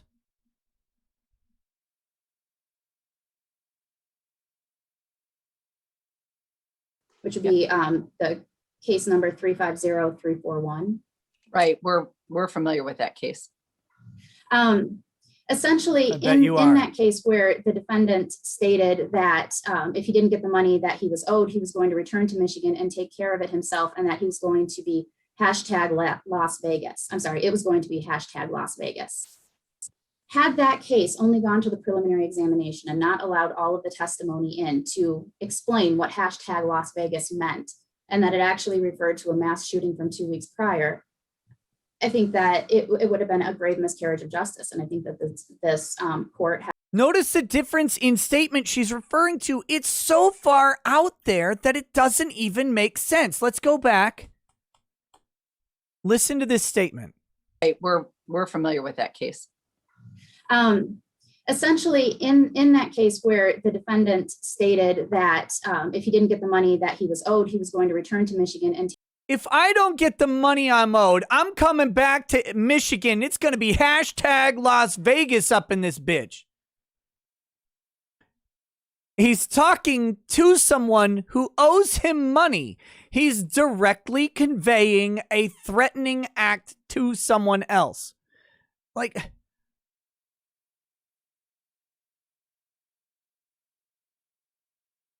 who is Lucas threatening? Who is Lucas threatening? Ithern Emmer says, what does any of this have to do with the true threat analysis? Nothing. Nothing. Why is she adding extrinsic evidence and interpretive nonsense to something that must be plain on its face? Because the judges are not stopping her. They said their statement, and then she continued to do it. well, I'm not going to introduce these other things, but I just want you, look, I'm not going to talk about all the other evidence, but let me tell you, there's a whole bunch of this kid is toast. We got tons of evidence.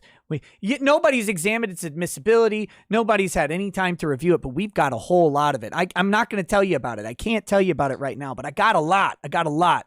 Listen, this evidence is really similar to all the other evidence in this other case.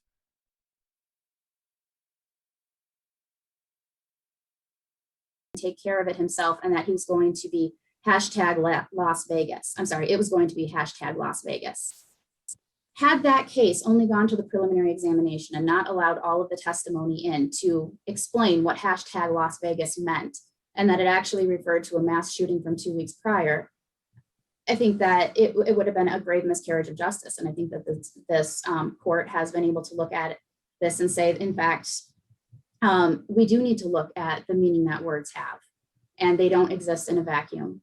And it's not only what they said that day, but it's what they said surrounding that day. What else to put that in context, and whether or not that should go straight to the Supreme Court of the United States. The fact that they held that case in that way is baffling, but still, at least they could show he's making a threat to a specific person. But that analysis goes so far beyond true threat analysis. It's insane. He knows it too. There's nothing he can really do about it. He can't object here. he was actually alleging was, or threatening was, a mass shooting. And in that case, the jury found that he did, and this court upheld it. So I would ask that the court consider that, and I don't have any further argument. Thank you. Any further questions of counsel? No, thank you. No. No? Okay, all right, Mr. Ellison, rebuttal, please. Yes, 2 points I'd like to make in rebuttal. One is that. Can you speak up a little bit, Mr. Ellison? Yeah, here, let me move my mic. That judge, by the way, playing fucking games.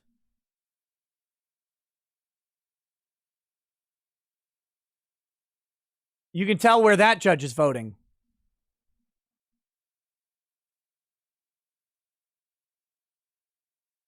Maybe I can move my microphone. Thanks. Thank We're you. adjusting computers around my office right now, which may be part of driving this here today.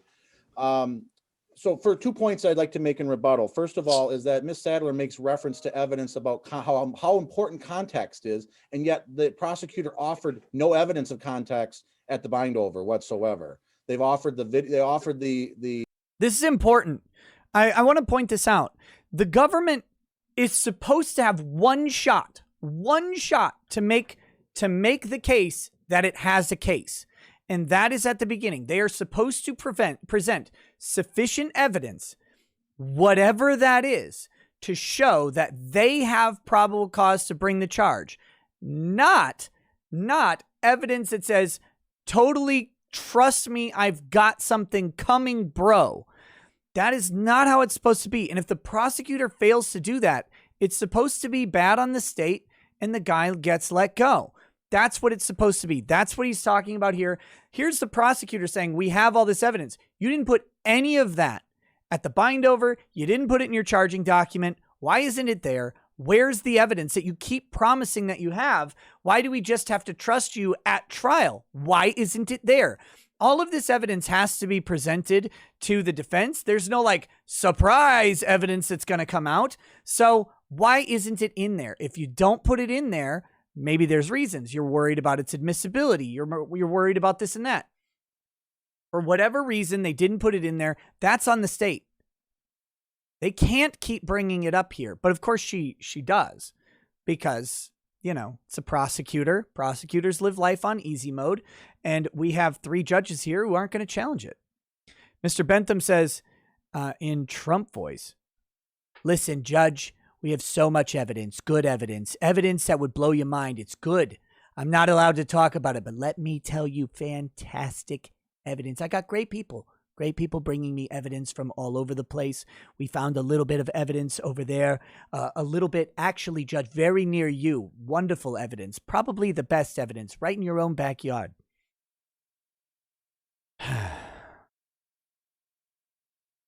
the actual Snapchat, which is an incomplete Snapchat in and of itself, which is troubling in and of itself. But second of all, the only evidence that they're supplying, and was referenced by the prosecutor today, was Ms. Bonds. I'd like to point out to the court, Miss Bonds was never the intended recipient of that communication. Thank you. And I think that is a critically important detail that gets missed. Under DRC, and frankly, under many other cases that follow the same logic as DRC, is the court only looks to who was the intended recipient of that message. Because sometimes when people get messages which are outside the context, meaning a conversation between friends, they assume, and that's the word Miss Bonds used at the test, at the preliminary examination. Good. She assumed it meant things. Because she was not the intended recipient of that, she made wrongful assumptions, and wrongful assumptions mean that she made a wrongful outcome. We don't look at. She cannot testify to Lucas's state of mind. That is excellent, excellent argument. Unfortunately, look at the face. All of them run to their notes or computers right after he says it.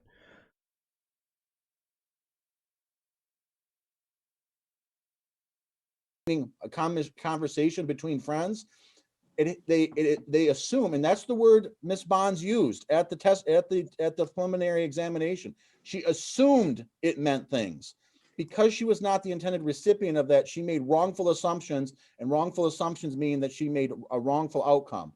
We don't look at a heckler's veto in the form of First Amendment. We look at what the speech actually meant between those who actually communicated that way. Very good. And because the only other witness who was the intended recipient said, I didn't view this as in bad taste, but not as a threat, this contradicts that on a factual basis, the prosecution's basis for their preliminary examination, and what evidence is in the record actually for the context actually cuts completely against the prosecutor as this being any sort of true threat whatsoever. Excellent. Excellent close there. Very, very good. He knows it too. He knows he just nailed that rebuttal. That was really, really good. Unfortunately, I don't know if it's going to get through to these judges, but he's 100% right. Look, the one thing I would add to this, with the benefit of no pressure and complete hindsight and all of the time in the world to make this without any consequence. That's the difference here, is I'm commenting on something, without any sort of consequence or whatever. Just my note on what I would have done is to say that the prosecution has not even alleged who the intended threatened target was. I would just add that in.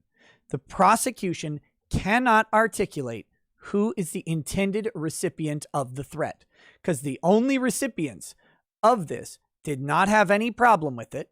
So who is the intended recipient, and what evidence have they presented to show that Lucas intended it to go beyond the actual recipients to some other party?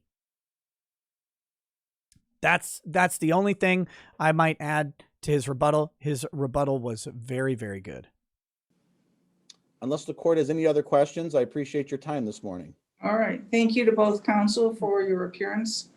Case is submitted. Thank you. That's that.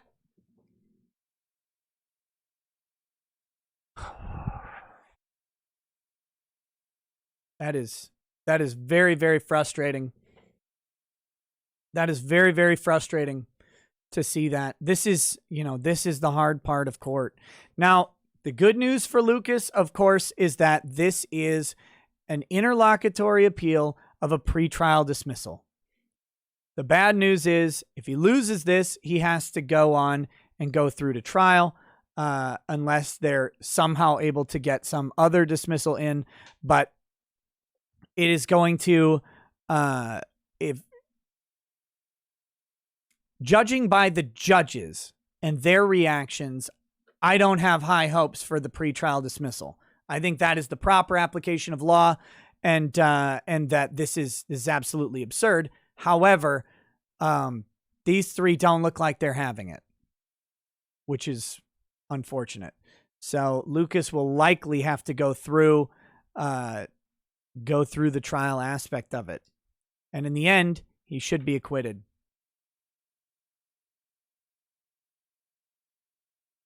And there is always possibility that anything else could happen between now and then, but God. That is.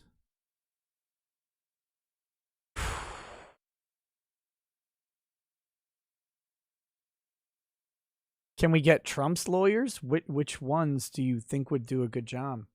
Can a lawyer ask a judge to back up their claims? No. I mean, you can kind of, but I wouldn't recommend it.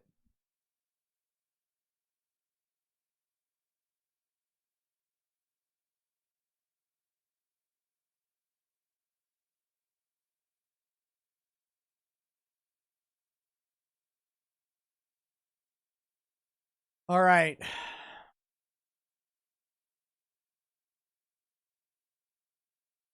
Is there anything that can happen to these judges? No. No, full stop.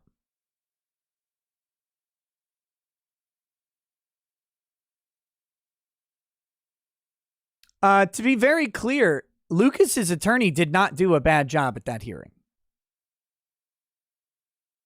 Some people are saying, you should have had other attorneys.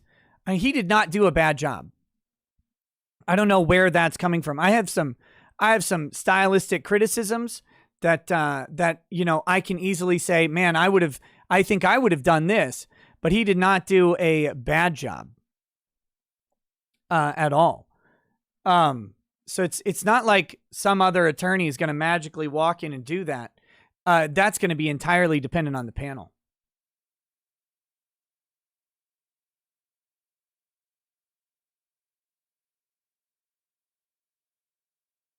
Oh, you guys keep mentioning Vanderveen. You keep mentioning Vanderveen. They're really pissed off at Vanderveen right now because he's defending some of the January 6th people.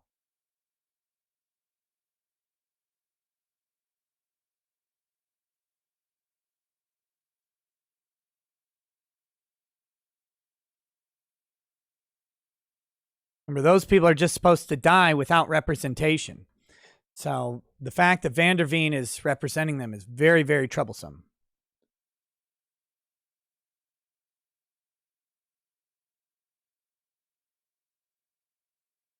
All right.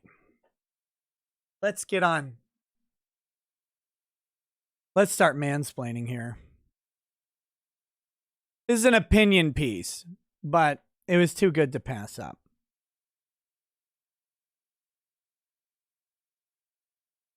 Is Governor Doug Ducey mansplaining to Kamala Harris about the border?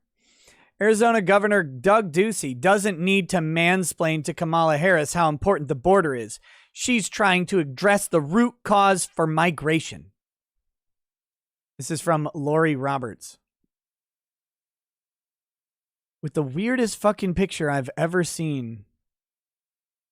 This isn't a video. Oh, this is a video. Oh, okay. That was weird.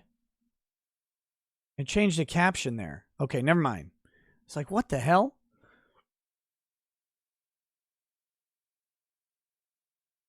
Governor Doug Ducey has, at long last, discovered the answer to the nation's crisis at the U.S.-Mexico border.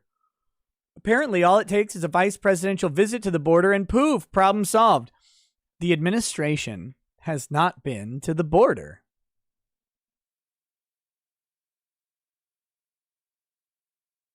The administration has not been to the border. How many days in are we? What, 120, 130, something like that?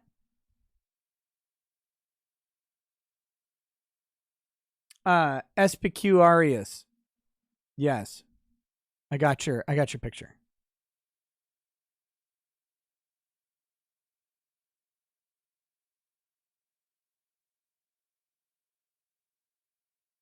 Release the McCracken says, my pipes are leaking, so I guess I'll go down to the water plant to get to the root cause before I fix the leak. Exactly. Exactly. Ducey, on Tuesday, lambasted Vice President Kamala Harris for traveling to Guatemala and Mexico in her search for a solution, but not dropping by the southern border for that all-important photo op. And worse, she offered an awkward laugh when pressed about it during a Tuesday interview with NBC's Lester Holt. Oh, the horror. I've got news for the vice president, Ducey tweeted. This is no laughing matter. This is a serious situation and people's lives are being impacted. And it is. And it is. Kamala, you haven't been to the border. I don't know how she laughs. I assume it's like Fran Drescher. While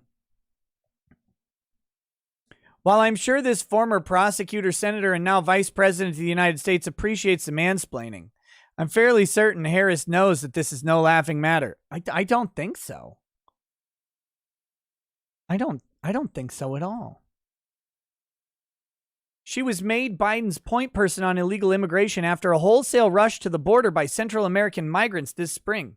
Since Biden's election, illegal border crossings have skyrocketed, with more immigrants now showing up to seek asylum than at any time in the last 20 years. What this dummy who's writing this article doesn't realize is that we know why people are crossing the border.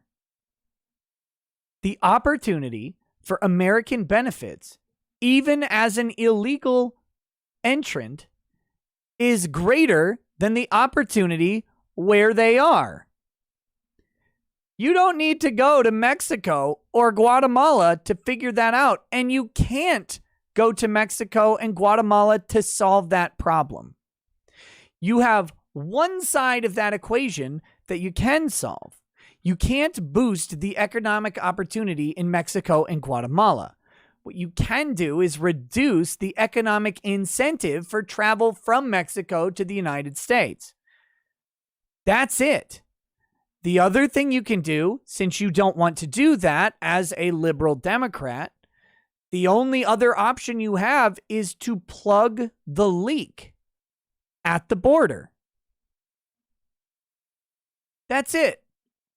If you truly want to solve the illegal immigration issue, you either have to reduce the incentive to come here or you have to make it harder to get in. Those are your options.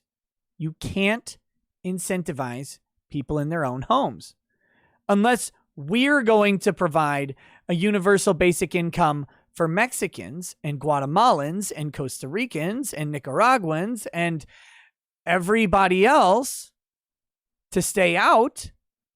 We're gonna get the Yang gang on all Mexican citizens, $1,000 a month or whatever. You just don't come across the border. But since you can't increase economic opportunity in a different country,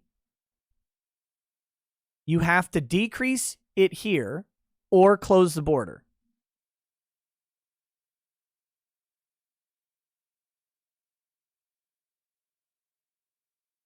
Instead of making the well-worn trek to the border to pose for pictures, however, Harris traveled to Guatemala and Mexico to at least begin to address the root causes of the border surge.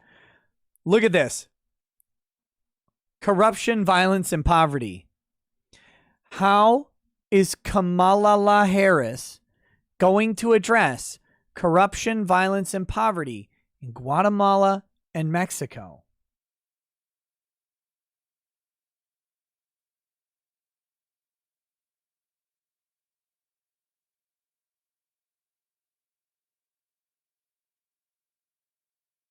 It's 1,000,000 degrees in here today. I gotta get the fan closer to me.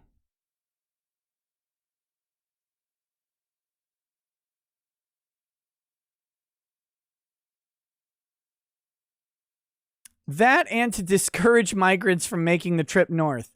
The goal of our work is to help Guatemalans find hope at home, Harris said in a press conference with Guatemalan President Alejandro Giamatti. Okay. At the same time, I want to be clear to folks in the region who are thinking about making that dangerous trek to the United States-Mexico border. Do not come. Do not come. Something she's never said in her life. Do not. Do not. Balking a photo op makes her incompetent. No, her incompetence on border issues makes her incompetent. While you might think the do not come message would be applauded by a border governor, Ducey is term limited and dreams of moving up the Republican food chain. So instead, he was horrified by Harris's response to Holt. Do you have any plans to visit the border? Holt asked. At some point, we are going to the border, she said.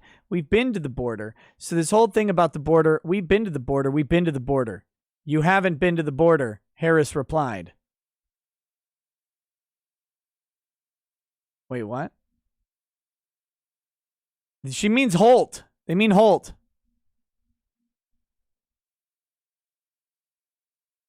Good job writing this, dummy. And I haven't been to Europe, Harris said with a quick laugh. I'm sorry, are Europeans flooding across the eastern border? Is that a problem?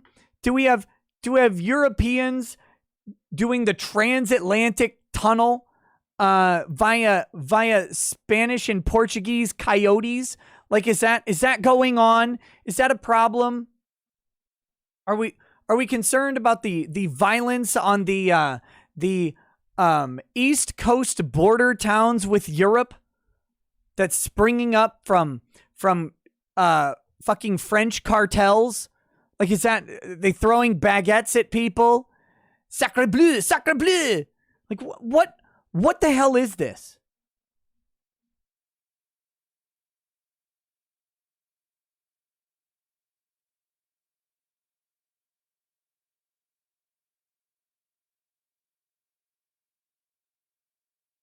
And I mean, I don't understand the point that you're making. I'm not discounting the importance of the border. To Ducey, however, the exchange is apparently all the proof he needs that Harris is incompetent. President Biden should immediately replace her and put someone in charge of the border crisis who knows what they're doing. Yes. That's true. That's a fine and fair assessment. Not to mention a few more interviews as bad as this, and she could do the president a favor and step down. All right, let's check it out.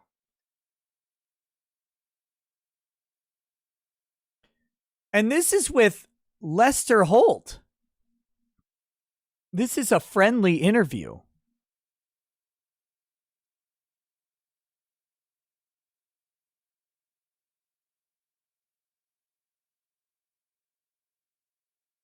Okay. Do you have any plans to visit the border? At some point,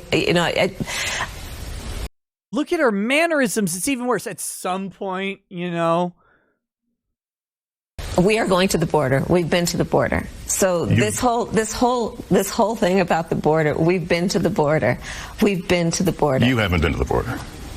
And I haven't been to Europe. And I mean, I don't understand the point that you're making. Okay. Do you have any? I don't understand. Yeah, that's the problem, dummy. You don't understand the point that friendly interviewer Lester Holt is making. You've got a gift of an interviewer. Here.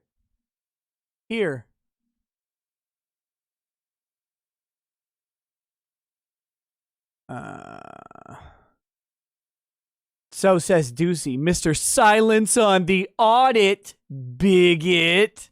Step down. So says the governor, whose inept handling of COVID-19 gave Arizona one of the highest per capita death rates in the country. 17,713 dead. A bunch of old people in Arizona. It's amazing. It's amazing. The states with a bunch of old people in it had high death rates. Weird. The governor, who stands silently by as our state becomes a coast-to-coast embarrassment with the Senate Republicans' laughably bad election audit. The governor, by the way, who couldn't muster the votes this week to cut taxes in a Republican-dominated legislature. He is, however, exceedingly good at posing at the border and elsewhere.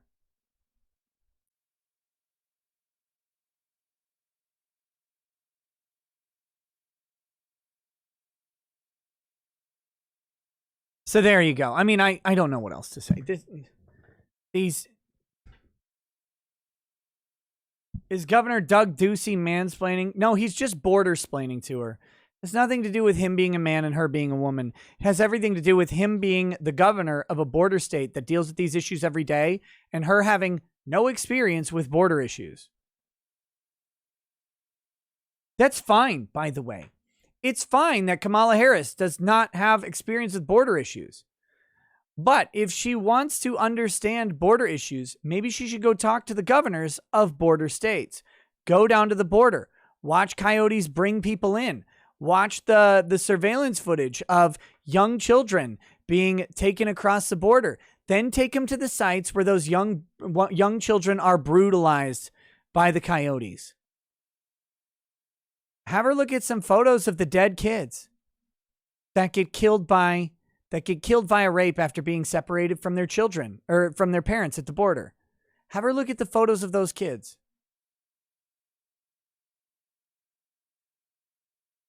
Have her go look at the tree where they hang the bras of the underage girls that they assault after bringing them across. Do that. Go do that. Because there are specific spots where they do it.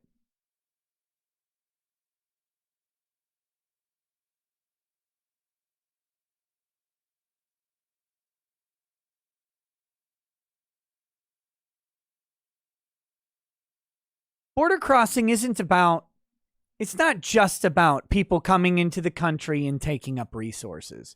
That's not the main, maybe it's the main, I don't know. It's not the sole problem of the border and of illegal crossing.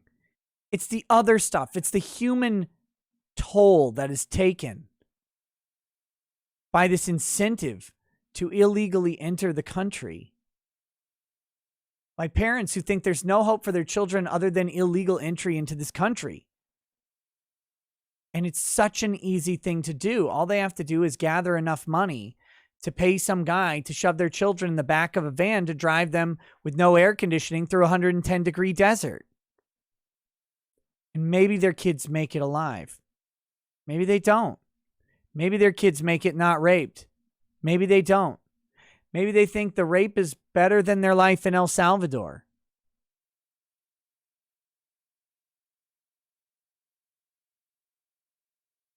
Maybe they go when their kids get there and get established, maybe they'll be able to get me there.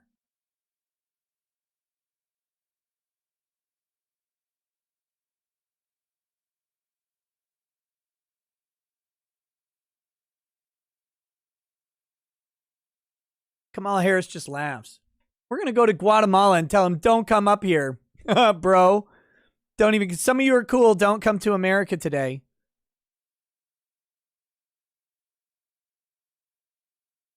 John Penn, she's a state attorney of California. She should have border experience, except the major cities in California that she would be handling cases from are sanctuary cities on border issues. Shouldn't have any border experience. She's not down prosecuting those. Those are federal prosecutions, not state prosecutions. And all she's got is the errant criminal illegal who happens to come across her desk as opposed to being handled by a county prosecutor. But the border is not just about the economics of it. Taking our gerbs. It's about the real human tragedies that happen literally every day. And you don't know about them until you go to a state that is on the border and you go to the border and you deal with the border agents. You ask them their stories and you say, hey man, what have you dealt with today? Well, out on patrol, we had some 7.62 rounds ringing off the old Humvee as we did our drive-by. My friend took a bullet in the leg, a couple months back from a sniper across the way. He was up on a hill, so he was able to shoot over the fence or even shoot through the chain link fence if there's not a wall at that section.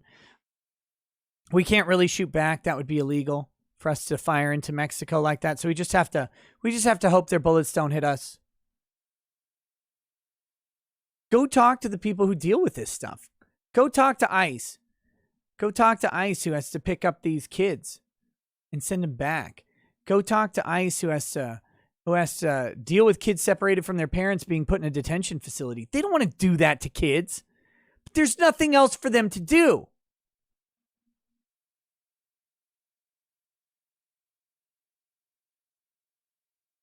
But she doesn't need to go there. You don't need to go there. You don't need to go to the border. Don't need to go to the border. Don't need to go talk to the ICE agents whose families have been threatened by cartels, for example. Nah. Why am I getting this out? We don't need this. Okay, what's next? Sorry, that subject got darker and more depressing than I wanted it to.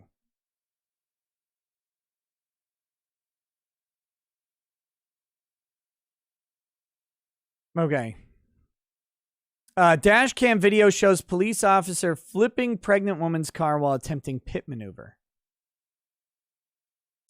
Dash cam video from a state trooper's police car in Arkansas showed the trooper nudging another car as he tried to make the driver pull over, resulting in the car flipping on the interstate. Video is reportedly from July 2020, and Fox 16 reported Nicole Harper, who was a little over 2 months pregnant at the time, was the victim of the wreck. Senior Corporal Rodney Dunn reported that Harper was speeding outside of Jacksonville, so he turned on his lights to pull her over. In the video, Harper reduced her speed and turned her flashers on as she claimed the shoulder on the interstate was too narrow and she could not pull over safely. So let's take a look at the video here.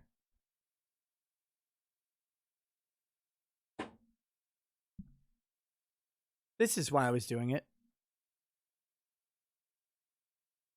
July 2020, Nicole Harper was driving home on the I-67 and is alleged to have been clocked for speeding by Senior Corporal Rodney Dunn, who claims that she fled. But in the video, we see an obvious decrease in speed as Harper pulls into the right lane and activates her turn signal. She claims it was to indicate she was going to exit the interstate, as the area had a reduced shoulder, regardless of Harper's actions, and indications that she would stop.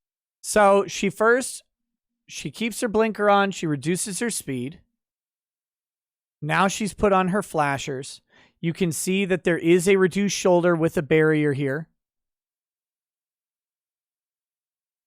Stop. Corporal Dunn initiates a pit maneuver.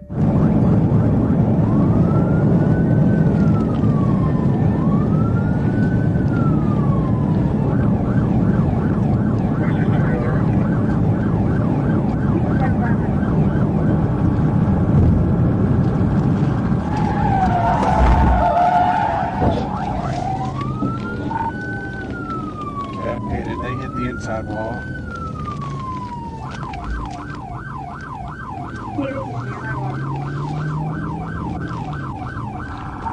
They roll over, get me EMS started. They rolled over. They hit the inside wall. They rolled over. What'd you think they were going to do? What did you think was going to happen when you initiate a pit maneuver?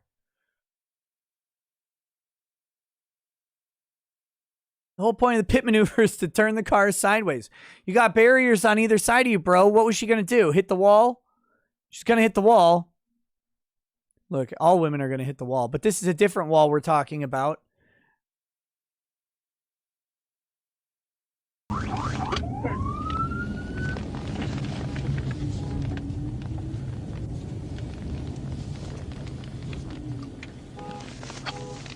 There it is. You can see all the airbags are deployed inside the vehicle.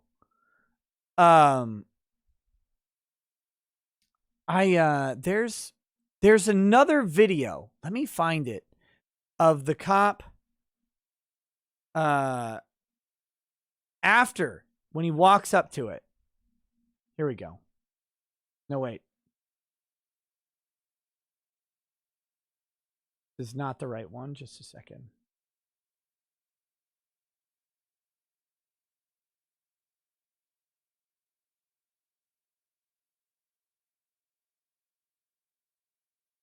Can you fucking stop?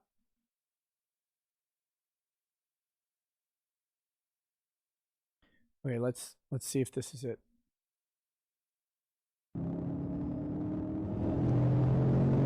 Okay, here's the raw video, and I think this will have the, yeah, this should have the full thing.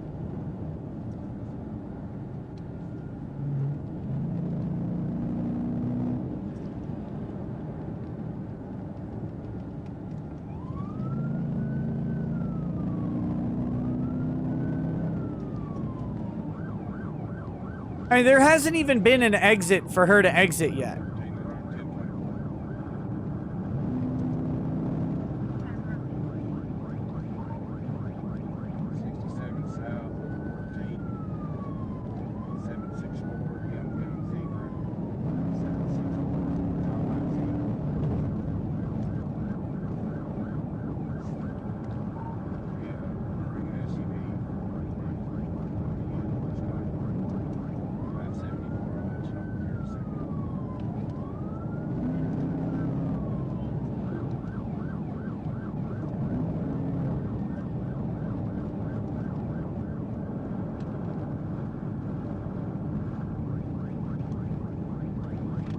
She's not increasing speed. She's not escalating the situation. Again, still has not even come up to an exit.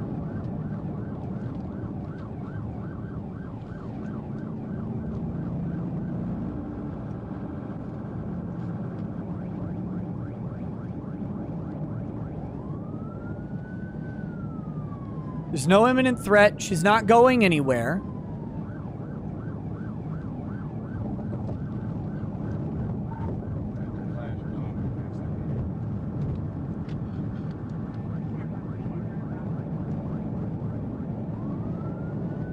The exit's coming up.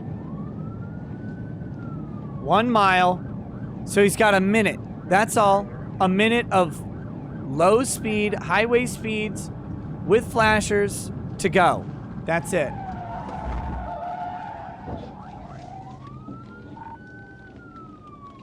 did they hit the inside wall?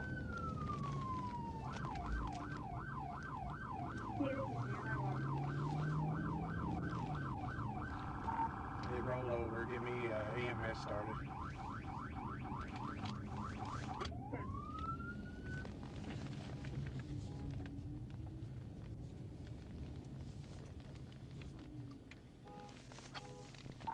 Got the number 3 lane shut down. Now he's going to get out here.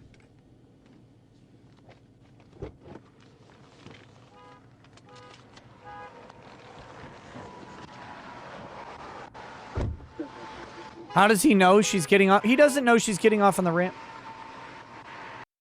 He doesn't know if she's getting off on the ramp, but she hasn't had an opportunity. Look, you've got 2 reduced shoulders with barriers. She's turned on her flasher. She's indicated that she acknowledges the police officer. She's not speeding up. She's not fleeing in any appreciable way. There's no, there's very little street lights here.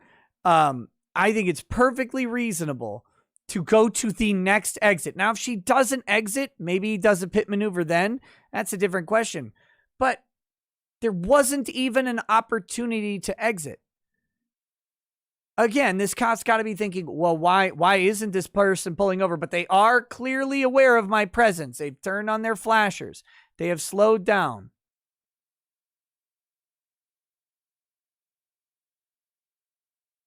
Here we go. Can you get out? Come on out. Come out this way, right here. Come out this way. Can you come out? Yeah, hold on a minute. Can you get out your passenger door? Here, I'm gonna move this, watch your head. Why didn't you stop? Because I didn't feel like it was safe. Well, this is where you ended up. Watch your head. Why didn't you stop? Because I didn't feel like it was safe. Well, this is where you ended up. Can you come out this way? I got plenty of room right here. Are you the only one in the vehicle? Yes. Okay. Pregnant. Well, ma'am, you've got to pull over when we stop. I had my It flashers doesn't matter, on. ma'am. Come on Didn't out. feel like it was safe. I got an ambulance coming for you. You need help? Hey, Sheila. Come on, can you come out? I'm trying. Okay. Let's see. Here we go.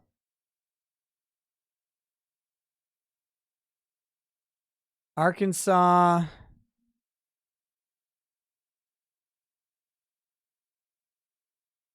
Let's see.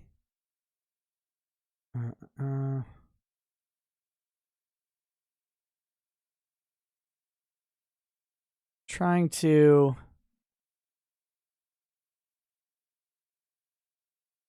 I got to find the statute because apparently she actually did what is the statutory thing to do, which is to turn on your hazard. To turn on your hazards. And then go ahead and move for a safe place.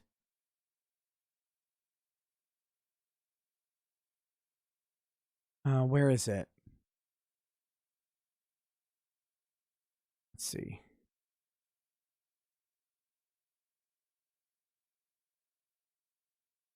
That's changing lanes to pass a vehicle.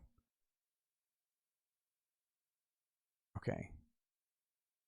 Is it here? Mm-mm.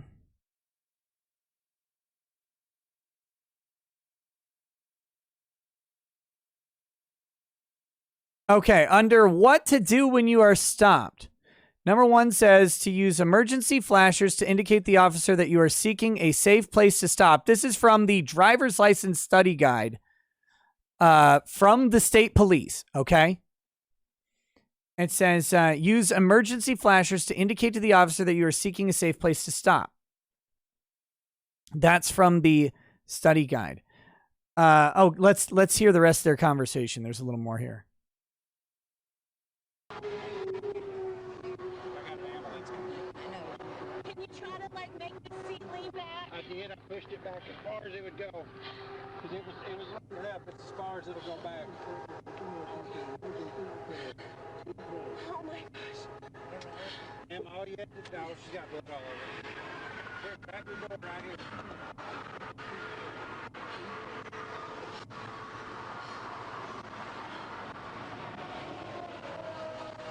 Come on in, can you?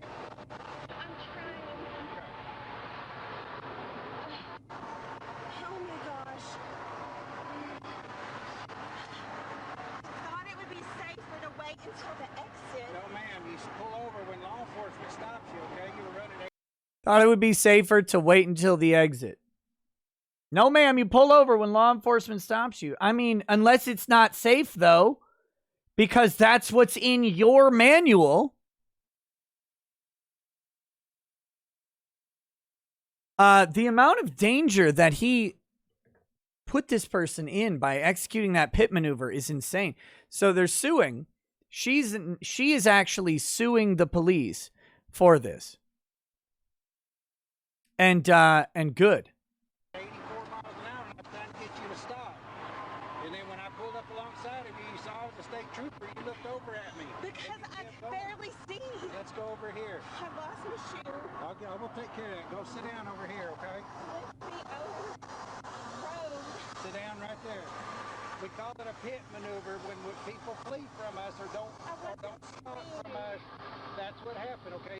For reference, by the way, she's so far doing an excellent job answering his statements, because everything she said is manifesting her intent to follow the law. She's actually, she did not say, like, I'm sorry, I didn't want to stop, or, oh, I was nervous. It was, I didn't feel it was safe. I wasn't fleeing. These are good answers. Do you need to sit down since you're pregnant? All you had to do was pull over, Can ma'am. you please call my husband? Yeah, we'll take care of that here in a minute. You don't have your cell phone on, do you? You mind calling? Oh, if I was her husband, I would be livid at this cop. I would be absolutely livid at this cop. You could hit like star 67 and it'll block the call. What's his number? 501. Oh my gosh. 501. 2596.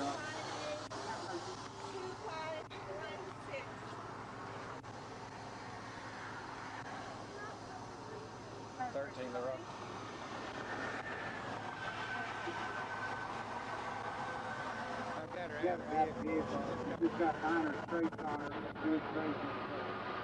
My name isn't important, says pit maneuvers are only supposed to be initiated at lower speeds and if they're a danger to the public. Let's see if Arkansas pit maneuver manual.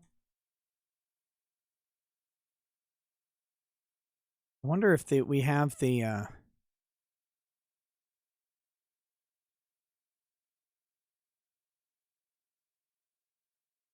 unfortunately, it's just going to be this story, I think.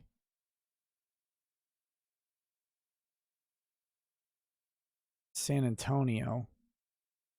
Oh, here we go. This is from Arizona. God damn it.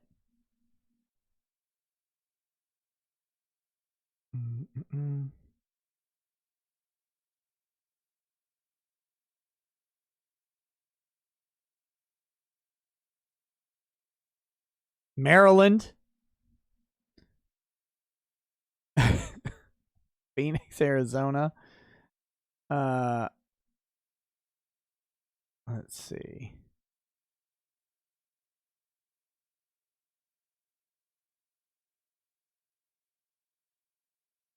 Damn, they don't wait. Yeah, that's San Antonio. I cannot find the Arkansas one on it. The Intercept has something about here. About it. Let's see if they... Arkansas. Let's see. Yeah, there's not an easy link to the Arkansas. I was hoping to find the Arkansas manual on it. Google Arkansas pit maneuver standards. I have it close, but we'll type in standards here. Here we go.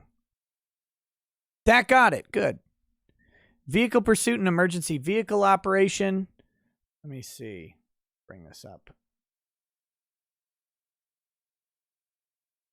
It.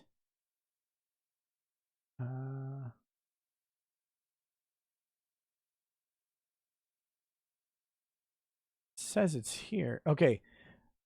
A controlled, deliberate contact with the rear of a fleeing vehicle by a marked police vehicle with the intention of spinning the vehicle in a predetermined direction. That's Q. Next. This is roadblocks. Oh, that's from despite. Here we go. Termination. Remember that roadblocks, the pit maneuver, and stop sticks or spike strips, as well as the firearm, constitute seizures. Roadblocks, the pit maneuver, and the tire deflation device constitute a use of force. In using these tactics, officers should consider how serious is the offense that the officer suspects at the time they use the tactic. Is there a physical threat to the officer or any other person? How significant is that threat? Okay, so the first thing is, how serious is the offense? Speeding. Extremely low. Extremely low. Next, physical threat to the officer or any other person. How significant is that threat? No, there's no physical threat. There's no significance to it. Is the suspect actively resisting or attempting to evade arrest by flight? No.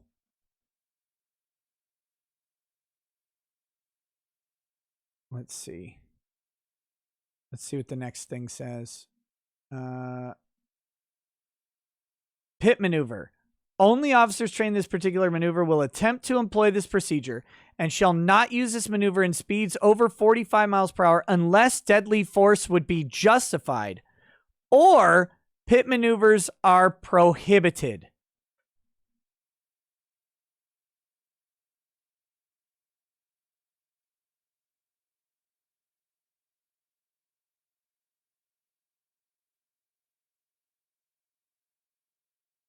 This is absolutely 100% in the wrong here.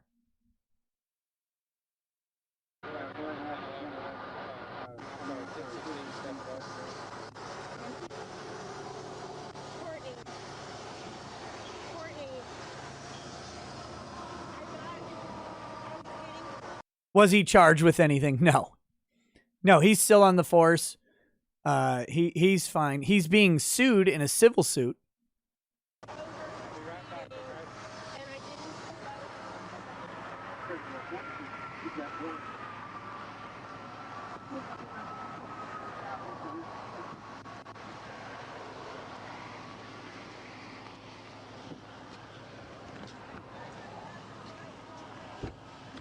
Bieber Sona, you say, you're with the cop. She's got a few minutes to stop. It's not a safe stop. According to her, she indicates to the police officer that she intends to stop in every way possible. And there has been no opportunity for her to show that she's doing anything else. She does not pass an exit prior to the maneuver. She did what is in the state police officer's driver's manual. She did the exact correct thing. He violated the state police officer's manual on the use of the pit maneuver.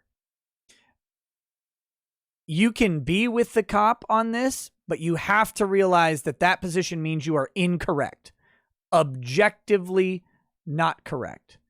The driver, not the cop, was she charged anything? I don't know. She probably was charged with speeding.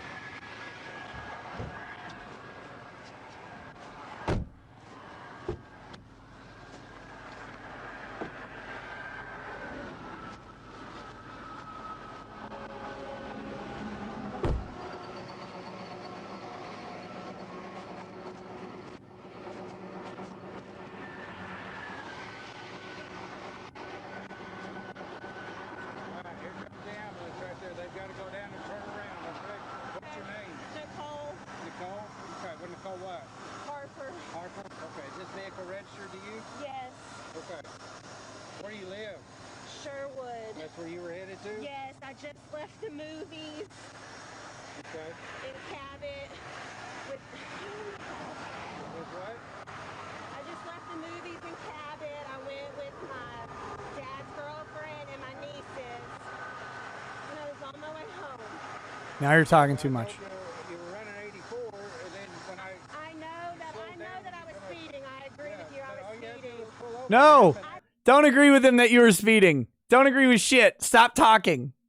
I didn't even think it was safe for you for me to pull over there. This is what we do out here, okay? There's shoulders on the right and there's shoulders on the left. I just didn't feel like the shoulder was big enough with the wall. What happens when people don't stop for us. You wreck us? Nailed him!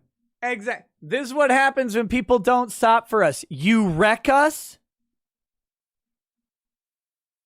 You wreck us. She's got it right. We hit the vehicle. Do we anticipate them rolling over? We pit the... Now he's lying about what they do. I mean, he's not lying about what they do. They pitted a vehicle at 103 miles per hour earlier. But you engage in deadly force? You're engaging in deadly force on this. Absolutely not. But we stopped the vehicles. I have no idea what's going on inside your vehicle or why you wouldn't stop. Because I didn't think it was safe for you. That's why I didn't stop. I have no idea about that. Been doing this for 27 years, ma'am. And when people don't stop, we have no idea what's going on inside the vehicle. Okay? And all you had to do, when I even pulled up alongside of it. I know. And then blinded me with the light. Well, I'm going to tell you, that's what we do is turn on our emergency lights and try to get you. So there you go. Police officer trying to justify his use of deadly force for a speeding infraction that had ceased. A ceased speeding infraction with hazard lights, with no opportunity to exit at the time. Now, some people have put in some counter arguments, and I want to address them. Some person said the only place that is deemed not safe to stop are overpasses or bridges. That's fine. That's fine. And then someone else sent the Arkansas code for requiring to pull over when a vehicle approaches. Upon the immediate approach of an authorized emergency vehicle, when the driver is giving audible signal by siren, exhaust whistle, or bell, driver of every other vehicle shall yield to the right of way and shall immediately drive to a position parallel to and as close as possible to the right-hand edge or curb of the highway, clear of any intersection, and shall stop and remain in such position until the authorized emergency vehicle is passed, except when otherwise directed by a police officer. And again, that is great and wonderful, except there are all sorts of exceptions reasonable exceptions that police officers make on the choice to use deadly force, rather than cite her with a failure to stop.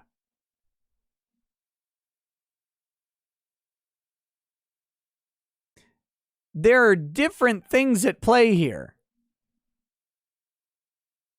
You can say that she's in the wrong for not stopping. You cannot say the police officer is in the right to utilize deadly force. It would be similar, literally the same legal analysis, if he pulled up next to her while she was driving, pulled a gun, pointed it at her head, and shot at her. That would be the same level of force that the police officer used. How do you cite someone when they don't stop? Really easily, by the way. He's already reported her license plate. And again, he has no indication that she is not intending to stop.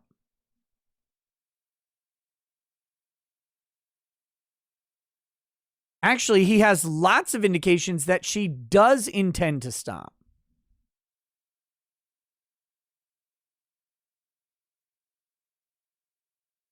He has no reason to pursue her at any higher speed than what she's going, following her with her flashers on.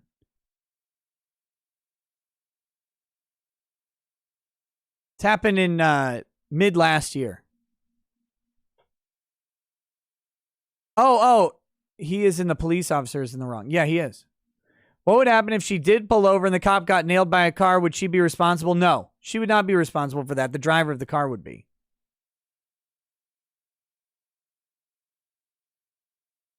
She hasn't stopped. He has only indications that she won't stop as she has refused for an extended period, except that she turned on her blinker and her flashers and slowed down.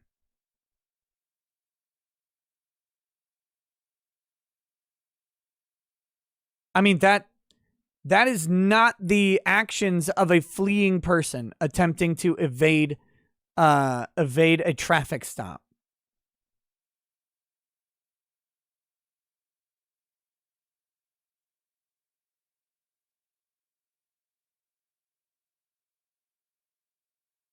So, yeah, that is wholly inappropriate to resort to deadly force. Again,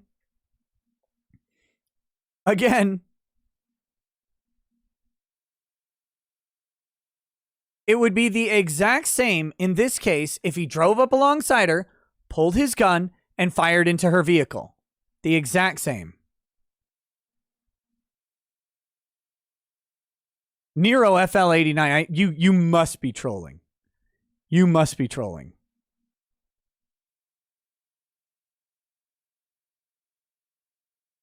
The baby did leave. That's good.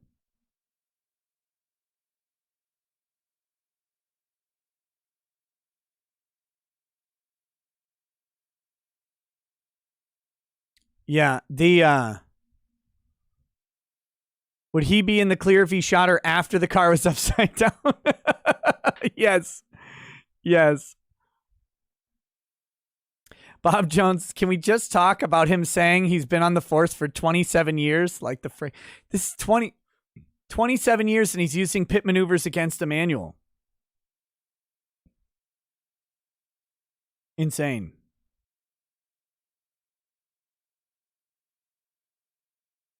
Insane. I do not understand siding with the cop on this one.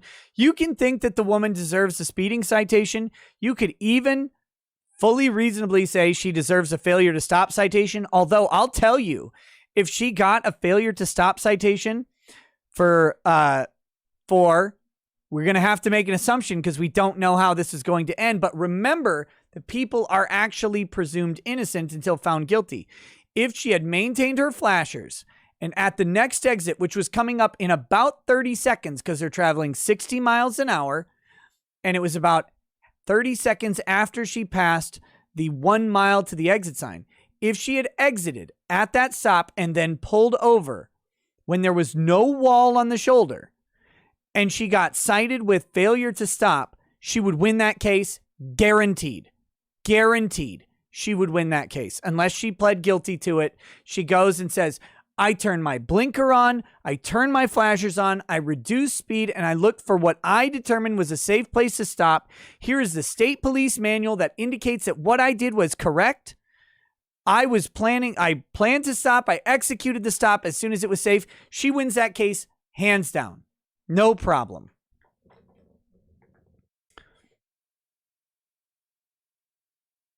Curtis says, reality check, qualified immunity. The improper use of deadly force, they may have qualified immunity on the state claim, but not a 1983 claim. 1983 claim at the federal level, they're not going to have qualified immunity for exceeding, for the deadly force in violation of the policy with no articulable factors for justifying the deadly force. They're not going to get qualified immunity on that because it will be excessive force, which will be outside of the scope of their activity. If qualified immunity would protect him, qualified immunity would have protected Chauvin. Literally, that cop put his knee on the pregnant woman's neck for all intents and purposes.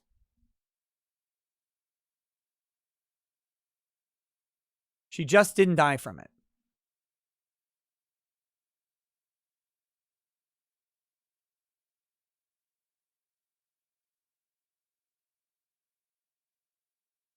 All right. I did have one more story to talk about. It's getting late here.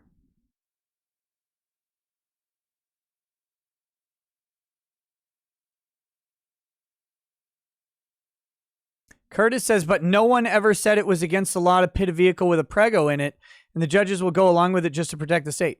No, but they did say it's against the law to pit a vehicle at over 45 miles an hour if you don't have justification for deadly force.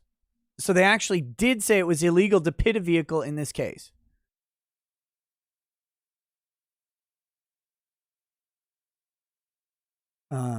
Okay, so here we go. This is a completely different case. Woman sentenced to federal prison over bogus 911 calls resulting in multiple deaths. What about if she had a miscarriage as a result? Then, again, this is all civil. That would just be a bigger claim. Kate4394 says, I'm from Arkansas. I drove a couple miles down a 2-lane road at night before I finally found a place to stop that was well lit and wasn't someone's driveway. I reduced my speed, but I can't remember if I turned my flashers on. See, cops deal with this all the time. And I remember in the 90s, I believe, and in the early 2000s, they told specifically women who were alone.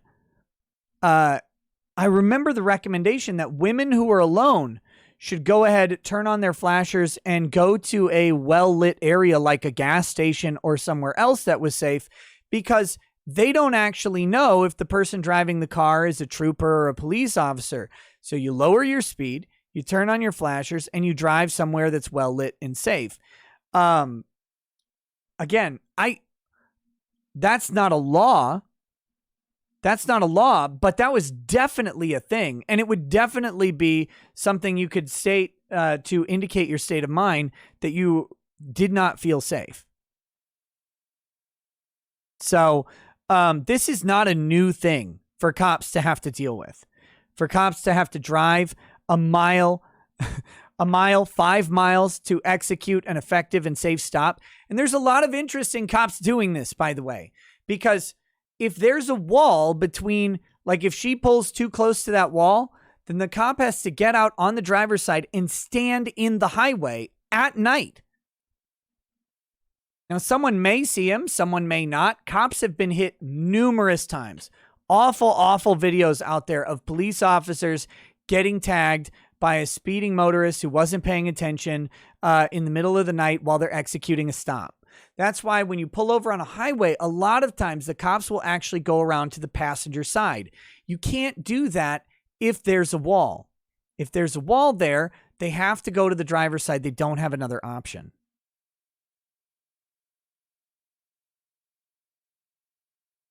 And it doesn't have to be like someone could lose control and squish the cop into the car that they're driving next to. A drunk driver might be attracted by the cop lights. or whatever and drift off to the side of the road and then smash into the next car. This stuff happens all the time. All right, here's the SWAT story. Woman's long-standing feud with neighbors led to 2 deaths and multiple police injured. This is a crazy story. And this is in Houston. This is a story of swatting, death, and then also police corruption. This is amazing. It has all of it. This should be a movie. A Texas woman was sentenced to 3 years and 4 months in federal prison. This is not enough, in my opinion. Again, 3 years, 4 months. Put her in prison for 10, 20, 30 years. She killed 2 people through her actions. She killed 2 people. In federal prison for making false 911 calls regarding her neighbors in January 2019, resulting in a deadly Houston police raid killing both homeowners. There's no question in my mind, Ms. Garcia, in that you wanted something bad to happen, U.S. Judge George C. Hanks said during the sentencing hearing held by video conference Tuesday. You didn't really care what happened, and respectfully, the court can't condone that. Patricia Ann Garcia told dispatchers that her daughter was at her neighbor's home, describing 59-year-old Dennis Tuttle and 58-year-old Nicholas as addicts and drug dealers who had firearms, including machine guns, inside their residence.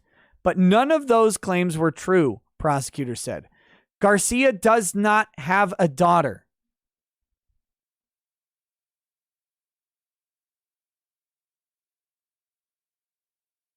Doesn't even have a daughter.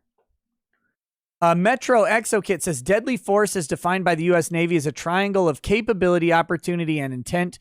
Once all 3 are met, deadly force is authorized. Does this rule apply to the police? Capability and opportunity are no. The police use of deadly force is the same as civilian deadly force in most cases, which is, are you in reasonable fear of serious bodily injury to yourself or someone else, or death, imminent death or serious bodily injury to yourself or another person?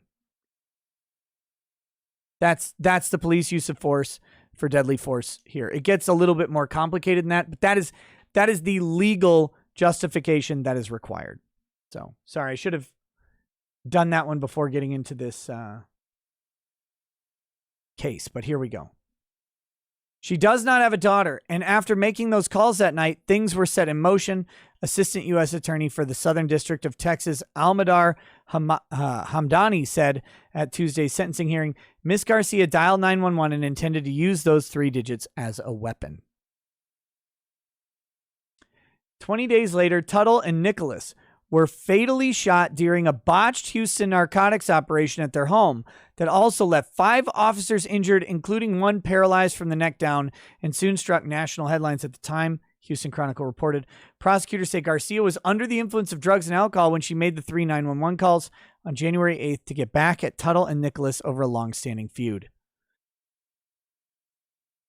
The scandal has grown in the 3 years since the raid, and a dozen current and former officers tied to the narcotics unit have been indicted in state and federal court for charges including padding overtime. So we've got the swatting that happened, but then we've got police corruption, and it gets even weirder. Current and former officers Gerald Goines and Felipe Gallegos are facing murder charges in state court.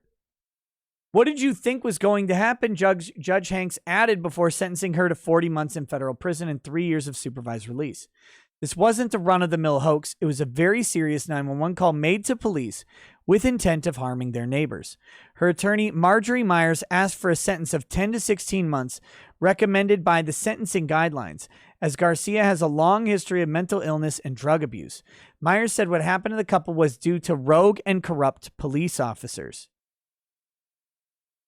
Garcia said that when she made the false 911 calls, she wasn't in my right mind.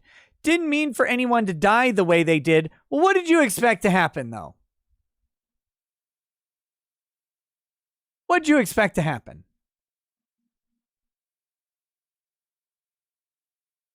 By the way, that was my 1,000-like shot. Thank you for getting me to 1,000 likes.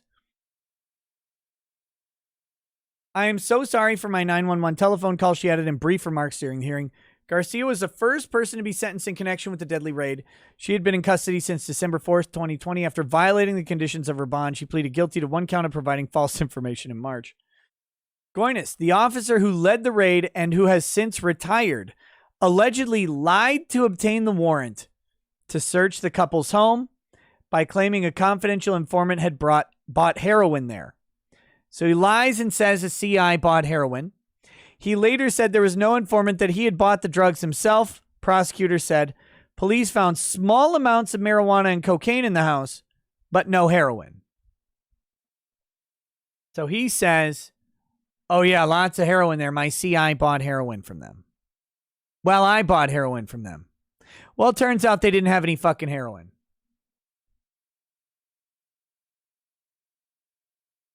The sentencing comes a week after Goines' former partner, Stephen Bryant, pleaded guilty in federal court to one count related to obstructing justice by falsifying records. He'll be sentenced August 24th. More than 160 drug convictions tied to Goines have since been dismissed by prosecutors. Families of Tuttle and Nichols filed federal civil rights lawsuits against the city and 13 officers in January. So we got this guy falsifying. By the way, there are lots of good cops out there. I just want to remind people that there are lots of good cops out there.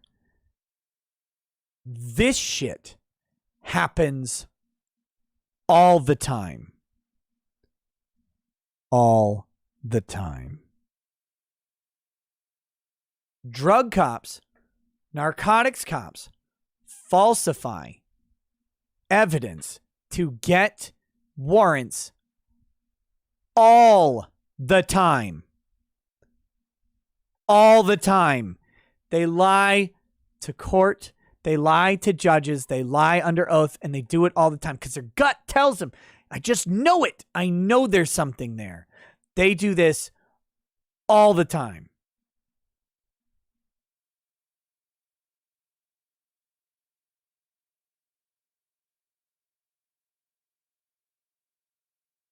Oh yeah, we searched the garbage can and we found a straw that was used to house meth, we think. It's a fucking straw inside a McDonald's cup. Yeah, but due to my training and experience, McDonald's straws are used to hold small amounts of methamphetamines and drug deals.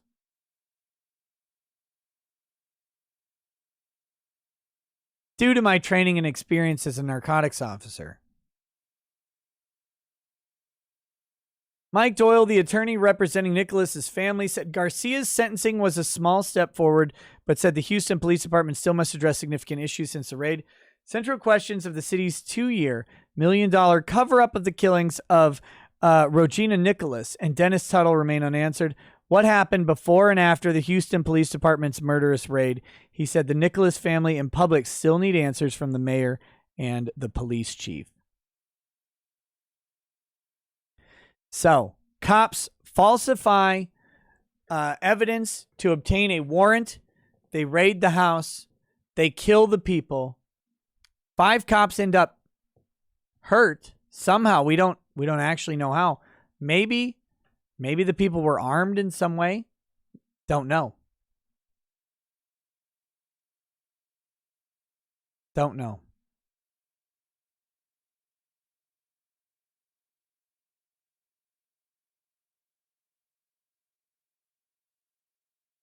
Here's the good news from this. It's not great news, but it is good news. This woman is going to prison over a swatting.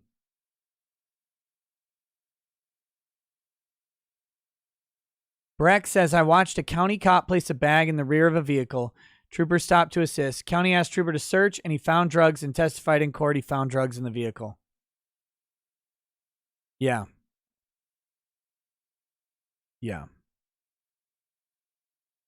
The good news of this case is that this lady who effectively swatted people, right? And it ended in their death, is getting 4 years in prison. The bad news is she's only getting 4 years in prison. She'll probably serve half to 60% of that time. Something like that. Then she'll be out on probation. but she has a propensity for violating probation, so maybe not. This shit has to stop.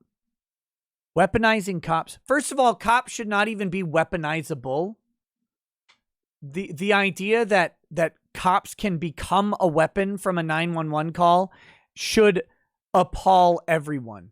That the state has such a high proclivity for violence that calling 911 is weaponizing deadly force in and of itself.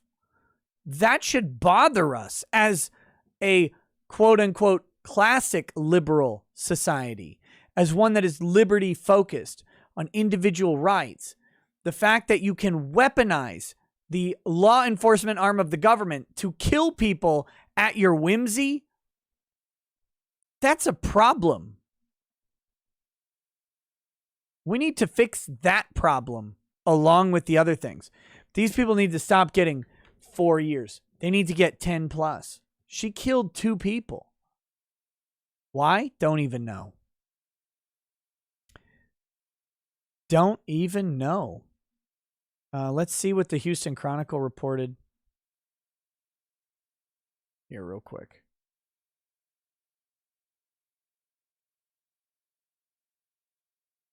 Her voice came in harsh and flat over the phone. More than 2 years before, in the thrall of drug addiction and alcohol, she'd called police and told them her neighbors were drug dealers. Her daughter, she had no daughter, was in the neighbor's house, and that police needed to rescue her, that they had guns, and the police would probably need to swarm the house unannounced because the people inside might resist. When she made the call, she wasn't in her right mind. Hanks was unmoved. He didn't believe her, he said. Let's see.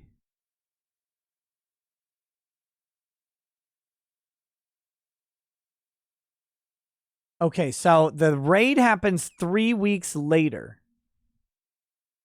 The operation immediately devolved into gunfire. Let's read this case. This is the case. This is the article at the time.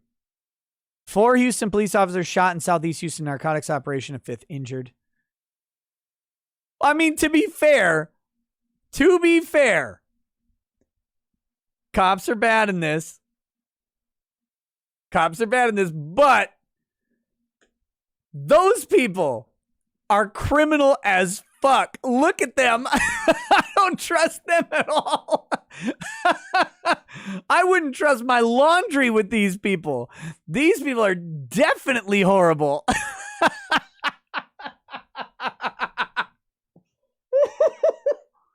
Oh my goodness. A photo composite of Dennis Tuttle and Regina Nicholas released January 29th. Let's see. Do we have different? Okay. There are 38 pictures. Can I do the slideshow?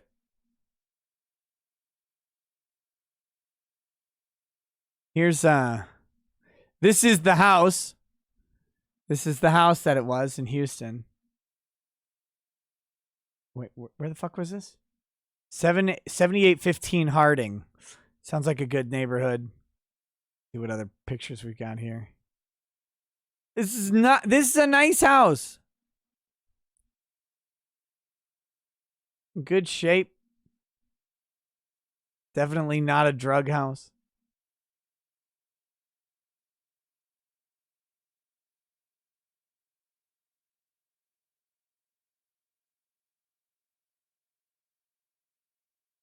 Bunch of bullshit going on here.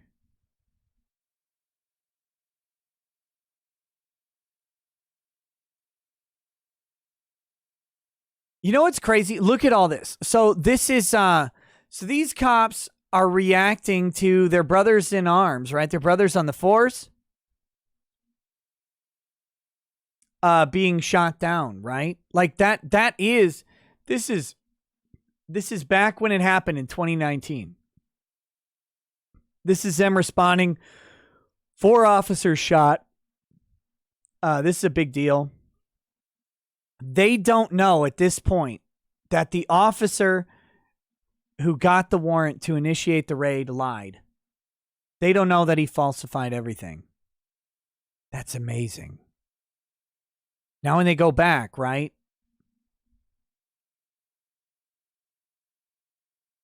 Veteran narcotics officers broke down the door of a suspected drug den in Southeast Houston Monday afternoon, armed with a warrant, hoping to arrest heroin dealers operating out of the Pecan Park home.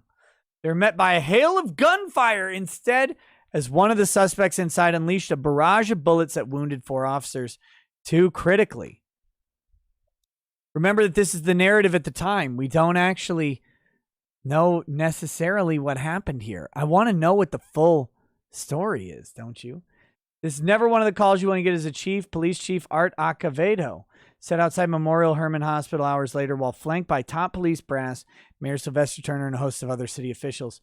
2 suspected drug dealers were killed in the incident by return fire from officers, Acevedo said, explaining a tip from a concerned neighbor led to the raid. The 2 killed by police were not identified. A 5th officer injured his knee in the operation. Late Monday, 2 of the officers remain in critical condition but stable while undergoing surgery. One is a 54-year-old case agent leading the investigation, the police chief said. 2 others were in good condition while the last officer shot in the shoulder had already been released from the hospital. Rickey Green, whoa, with a big chat. Says, still don't know how you do this nightly. And also thanks for the tip on the locals as opposed to Patreon last time.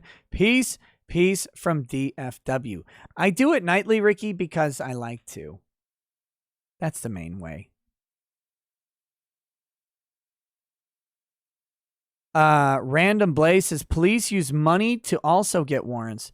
There are very few 20s and 50s that have not been used in the drug trade and contain some residue. The chaos on the tree-lined Harding Street began around 5 p.m., Acevedo said, when a dozen narcotics officers backed by a squad of uniformed patrol officers descended on the Pecan Park home to serve the search warrant. Narcotics officers had developed a case against the dealers, suspected of selling black tar heroin after making several undercover buys, according to law enforcement sources. All a lie. It's amazing, right? When you get the 20/20 hindsight on this and find out that this entire narrative, listen to this story, complete fucking lie. Complete lie.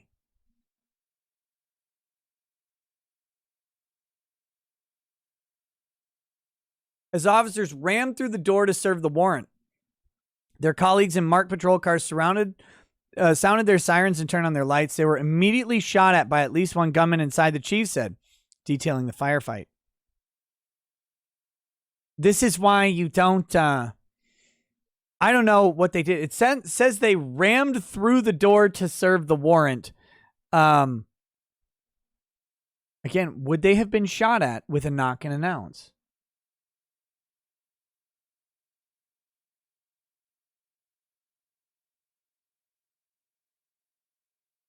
Radio scanner traffic captured audio of one gunshot ringing out and an officer calling for help. We have an officer down. She yelled into her into her radio, we need more ambulances, more ambulances. Shooter briefly vanished into the home in the 7800 block, then came back to the door to shoot at the wounded officers again. Another officer managed to return fire. 2 officers, both critically wounded with gunshot wounds to the neck, were airlifted to Memorial Hermann to undergo surgery while the others were rushed by ambulance. I think was I born at Memorial Hermann?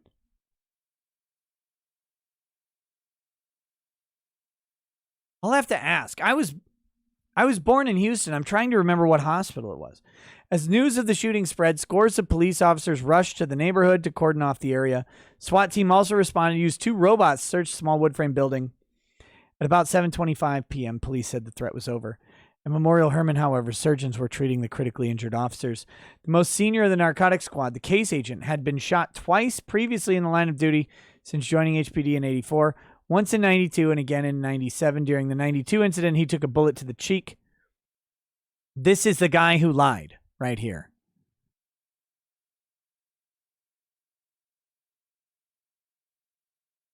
Breck says the cops had heroin to plant but got shot, so they had to send someone to sneak drugs out of their car so they would not be caught.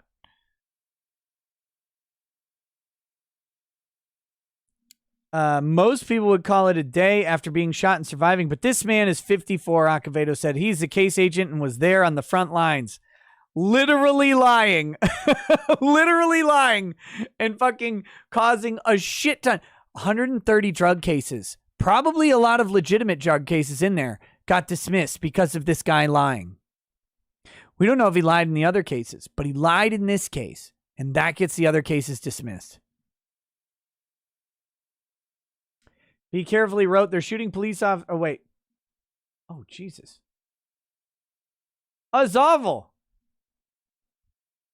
What happened? Look at this webpage.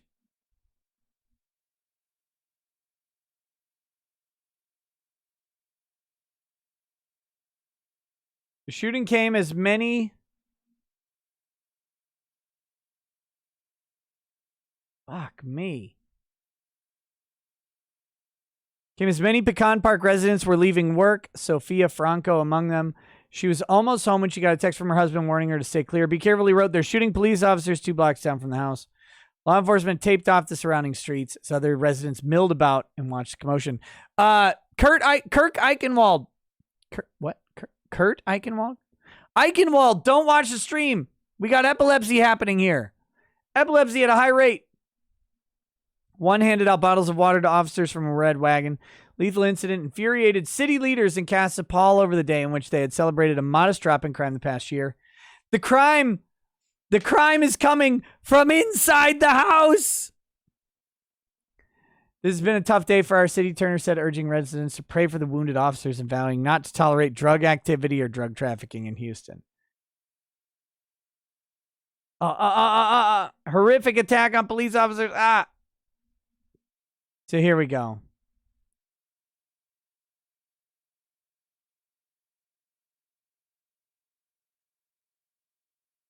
Let's see. An irate Houston police. The irony and comedy of these things is what is getting me right now.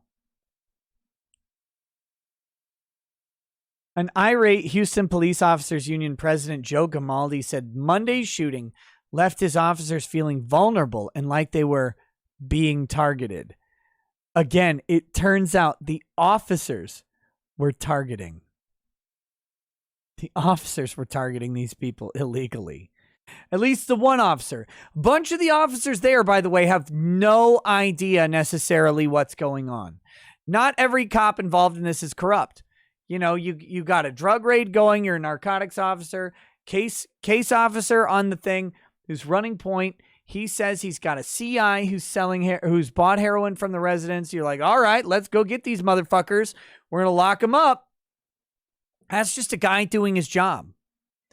That's just a guy doing his job. And there's nothing wrong with these guys who are just doing their job.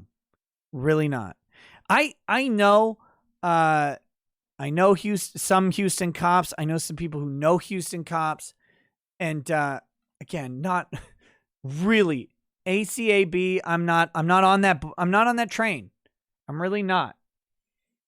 However, the problem is when cops are bad, it's devastating.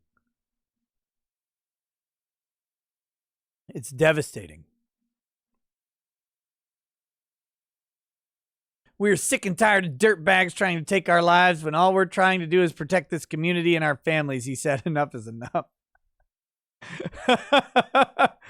What are you saying now, buddy? What are you even saying now? Now that you found out that the guy set it all up is a complete thing. Now, it does seem like these people were probably scumbags. Like, there's not a lot lost from here, I guess. They seem like, you know, I don't know.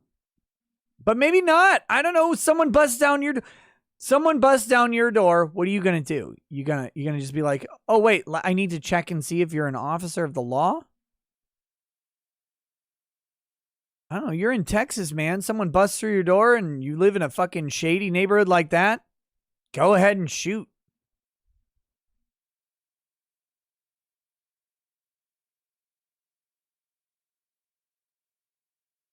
Go ahead and shoot. I don't know what else you do. Dallin9 says you knew them? Really? Like, legitimately you knew them? I can't believe that. There's no way.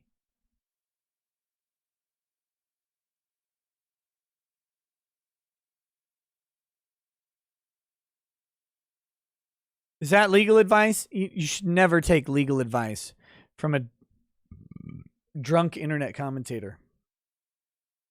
Dallin9 says he knows them and that they were good people. There you go. I don't have any reason to argue with him. It seems very incidental, coincidental.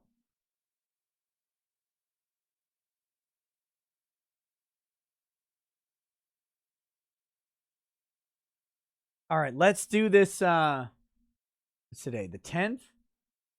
Oh, wait, it was the 9th when we started. Here we go.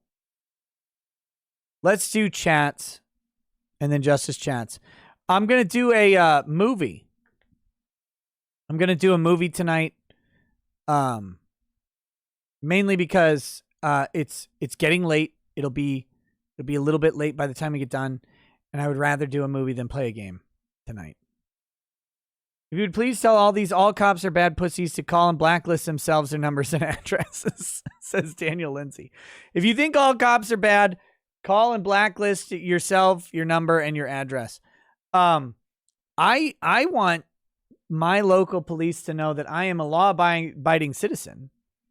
And I would prefer that if they somehow do get a SWAT call, is likely because I am on the internet and I have made several non-fans, and that if they would please just go ahead and exercise caution. I'd prefer not to die from a fake call. That's what I would do. Daimler X says, why isn't this on Ricada Law Live? I do all live streams here, and then I upload the archives of them to the other channel. Mainly because people have grown accustomed to watching them here over 3 years of me doing it. So, what's the flick, boss? It's going to be good. That's all I can tell you is that it's going to be good. I don't know off the top of my head. There's so many good movies right now. It's going to be a good one. All right. Federal unemployment tax. The Federal Unemployment Tax Act says, those retards on Twitter about minimum wage at Chipotle. Chipotle pays the beautiful no balls food tax. You see, Joe, little Joe Biden, Sleepy Joe, he doesn't want to pardon the blacks as he wants them as slave prison labor, just like the Southern Democrats. Southern Democrats, probably the worst batch. Look, I've known good Democrats, known bad Democrats. Southern Democrats, probably the worst. All right, Bad Dragonite says, that middle judge be like that receptionist in Monsters, Inc., Mike Wazowski. Yeah, like the fucking secretary. He says, wait, no, that middle judge looks like Jeff Dunham's puppet Walter with a blonde wig. Silky Johnson says, wow, holy shit, Nick. That panel of judges, man, especially that horse face eggless Skeletor. Did she just try to strawman in an interlocutory appeal? And how can they let their political bias show like that? Wouldn't there be a conflict in the ruling? They're judges, man. There's nothing you can do to them. There's nothing you can do to them. Vote them out. Kool-Aid Man says, oh yeah, so Kermit and I are in Campbell-Toe Harris's hotel bathroom snorting meth off a switchblade because we're gonna tag team her. But thinking about it, we imagine it looks like the Kraken mouth that swallowed Jack Sparrow. She's calling us, Nick. Send help. Stay away from Camel-Toe Harris. Disgusting. Crusader says, so the lesson I'm taking out of the dash cam footage is just pull over immediately no matter the circumstances. If the cop gets run over by a car on the freeway, then all the better. Fuck them. I mean, that is the correct answer. That is the correct answer. However, there are other considerations than just the cop's safety. Your own personal safety, particularly women's safety. There was a rash of rapings, alleged rapings, that due to false police pullovers, not necessarily from police, from people impersonating police and the like, that gave women some apprehension about immediately pulling over in a well-lit and preferably populated area. Cell55 says, well, tonight has been one big red pill for the legal system as usual. I'm a reformer by temperament. But if I had a button to immediately end all government, I'd slap it so hard my fingers would break. Harmful, unfair, disloyal, random, impure, no justification. That one guy says, I love seeing all these ultra pussies in the chat defending cops doing the indefensible. This is why you're losing to BLM and Antifa, you idiots. Crusader says, taser, taser, taser. Flips car over with the pit maneuver. Taser, taser, taser. Oh, God. He also says, has this case been taken up at a federal level? What determines if a case is state versus federal besides a criminal crossing state lines? Well, criminal law, it requires the violation of a federal statute. State law or civil law, it requires a federal question or federal diversity jurisdiction. So in this case, any question involving the improper exercise of law enforcement to deprive someone of a civil right, like life, liberty, or property, for example, becomes a federal question immediately. It is a 1983 claim. So typically, when you are suing the cops, you're filing a federal lawsuit for a 1983 claim. Now, if you are using various aspects as your defense, that might be in a state claim. But if you're suing the cops, it's almost always going to be a federal claim. Dungeon Master says, this one goes out to the Cop Simps in chat. This one goes out to the Cop Simps in the chat. If you think that anyone deserves to die over a speeding ticket, I don't know how to get the rest. Over a speeding ticket, enjoy the dystopian hellhole you're creating for the future and tell me how the leather on that boot tastes. Adam D says, thanks again for covering Lucas's case, Nick. Your analysis is spot on and your coverage has been essential. By the way, what do you think would happen if a ton of people and some lawmakers posted gun snowflake pics? Just asking. Look, if you're in Michigan, don't do it. Actually, no, if lawmakers did it, if lawmakers all started posting, every Republican, if you could pull this off, it would be amazing. Every Republican congressman in Michigan should say, got this new bad boy, post a picture of their gun, say, can't wait to see the snowflakes at the Capitol melt. Every single lawmaker should make that post today. Today. Every single one. In Michigan who are Republican, obviously.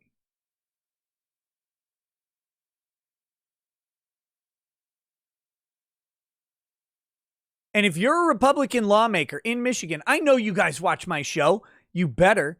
If you're a Republican lawmaker in Michigan who is not openly advocating for Lucas Gerhard's release, immediate release, pardon from the governor if he's going to need one.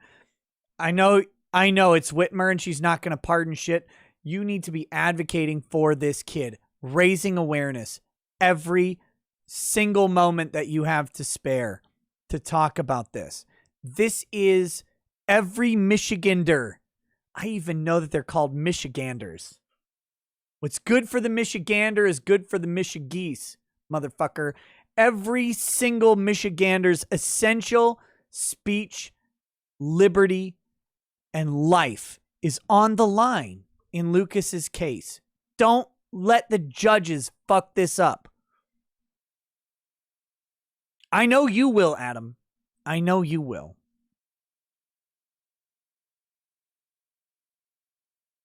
I hope some other people follow suit. Wolfgang Deo says, intermittent issues are a pain. There's a lot of load on the internet, though. Chinese hackers, Zoom calls everywhere. Lots of streaming at HD. It adds up. It all depends, man. COVID screwed everything on the streaming side. That's a lot of the issues that people have experienced in latency over the past year to a year and a half. And the internet suffered an incredible increase in load. Of high bandwidth stuff happened. So we've got to remember, most of the country's infrastructure is based on the idea of not uploading. And that's something to remember, that the country's infrastructure was built on a download-focused system. But we have, in the past, really 6-7 years, become a content-providing system for the normies. Everybody's uploading photos and videos to every fucking social media site on the planet. And that is a big change. That is a huge change from a decade ago. You've got tons of people broadcasting live all the time. You've got people going live for, I think my dad went live at a restaurant. I'm like, Dad, what are you doing? And this is all being uploaded in 1080p from smartphones over cell networks or from homes over cable networks that were built with the idea that the overwhelming majority of traffic was downstream to a factor of 20-1. 20-1 downstream versus upstream. And we're transitioning to a much closer to 5-1, 4-1 sort of ratio of download to upload. But the infrastructure is not set up for it. All right. Michael Grunhart says, hi, Nick. Been watching for a couple months and I have 2 questions. If you've seen House of Cards, I've never watched it. How would you feel if the Underwood administration were real, and is it okay to still be a Democrat? I've never watched House of Cards, so I can't answer that. Is it okay to still be a Democrat? No. No. Be independent. You can make careful votes for certain Democrats. Sure. Don't be a Democrat. I would actually go farther and say, don't be a Republican as well, personally, but that's just me. I would say be independent at all times. But no, I genuinely think that the Democrat Party has turned into something horrible. I think the Republican Party is feckless, ineffective, weak, fearful, cuckoldry, running rampant. But that being said, I don't think they're evil yet. The Democrats, I think they're fucking evil. In general. Amaranth says, not sure if you caught the Viva Barnes sidebar. You should get their guest Ian Runkle on, Canadian firearm and criminal lawyer. What's a Canadian firearm lawyer do? I know we don't have any guns, eh? No, I'm kidding. I'm kidding. Not So Handsome Jack says, day 3 of trying to get Nick to play Doom Eternal UN mode. Ultra Nightmare. Prove that you aren't a game journalist in disguise. Nick shows those mad effing skills. No, I'm absolutely a game journalist. Hanbei11 says, call me a dummy again, Mr. Big Brain. Yeah, okay, you dummy. Take that. Theophrastus 3.0 says, please comment on Brian Williams' discussing comparison of the D-Day troops and Antifa. I'm not aware of that. Theophrastus, if you're still around, could you please email me that or DM me that on Twitter? Because I have not seen it. I don't know anything about it, and it's already late. Wendell 2020 says, oh my God, Nick, come on. That's the worst grift I've ever seen. Do better, you lazy ass. Buy a Ridge wallet. Look, Donald Trump 100% endorses the Ridge. Ridge is better than everything else. Look at this. Proboscis. You know it's a good Ridge. You know it's the best Ridge. When you combine the Ridge and the nose, nothing's better. Nothing. What are you going to do? You're going to buy some cheap leather knockoff nonsense? No, you're not. It's terrible. It's awful. Buy a Ridge wallet. Ridge wallet. Use promo code NOSE. The gray one says, top of the evening, Nick. I'm able to catch you live proper while I train in game. I was streaming and going better. Also, you have any streaming tips to help me get used to entertaining the audience? Be you, man. Look, there's a reality about people. You're either entertaining or you aren't. And if you're not, that's okay. But be you. Be you. And you will be more entertaining than if you were someone else. And then other than that, don't worry about entertaining the audience. Be authentic with the audience. That's it. I cannot tell you enough how much honesty is important in this Stupid game we all play. Be honest, have integrity, and never compromise on that issue. Big Red Bear says the Repubs is almost as authoritarian and evil as the Democrats. Single party state almost outside of social policies. People are in a system that crushes them. Both parties are bought. It works for entrenched interests. That's from the Big Red Bear. That's from the Big Red Bear. Gawker's Death Rattle says best scene in that movie, Dangerfield and Sam Kinison debating the Korean War. I'm up to my knees in rice patties. Oh my God, that scene is beautiful. That movie's great. Great. Edward Creed says, why aren't your old live streams on the channel? My old live streams are all on this channel. All of my live streams for the past several months have moved over to Rekieta Law Live. Rekieta Law Live is my live stream archive channel since late last year. But everything before that is still here. I've not taken anything down. Everything after that date is up on Rekieta Law Live. It's all there. So go subscribe to that if you need to catch live streams later, please. But I leave them up on here for about 24 to 48 hours, depending on the circumstance. And then I bring them down. So it's it has a lot of business benefits to it. And one of them is it mitigates the possibility of strikes. That's the reality. Does it matter? Says about Judge Jansen, I've heard it's been said that if the bar needs painting, then paint it. But in this case, the bar needs a complete rebuild. Comes and Goes says CRT, critical race theory, is a white fad, just like the white burden stuff from the 1800s. Jason Stevens says, I've said it before, I have more rights and freedoms in Hong Kong than Canada. Princess Snowflake here is a maple syrup tyrant. Damn. Matt K says, got my 2-needle eye injection today.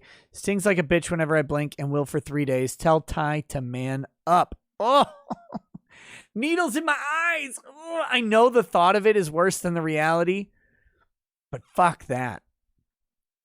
Cat Zap says, because his attorney just made that argument against his client. Not applicable says, this judge needs to find a dick and choke on it. Not applicable also says, a picture is not a threat. Are you three-tarded? Blaine 20 says, it should be obvious to anyone who doesn't have cobwebs in their brain that he was saying that snowflakes will whine that he has an AR-15 at school. Yep, clearly. Eldon Ringling, thank you for sending this to me, but fuck.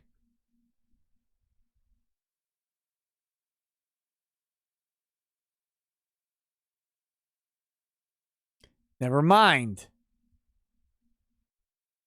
We'll copy the link and open it in a different window so I have it for tomorrow. It says something went wrong. I don't know. Not working. Whatever. Donut Swan says, Your Honor, this issue clearly at bar is the case of Panboy Lando Soy Child Dong Lover versus the state of Washington, a pivotal free speech case. Joshua Vidream says, someone should make this prosecutor bitch melt. Eldon Ringling says in Trump voice, ooh, Elden Ring. Probably the best game ever to come out. Highly anticipated. It'll be great. Terrific. You've never seen any. Who could even imagine what Elden Ring will be like? I don't know. Never heard of it. Comes and Goes says that judge has crazy Karen eyes.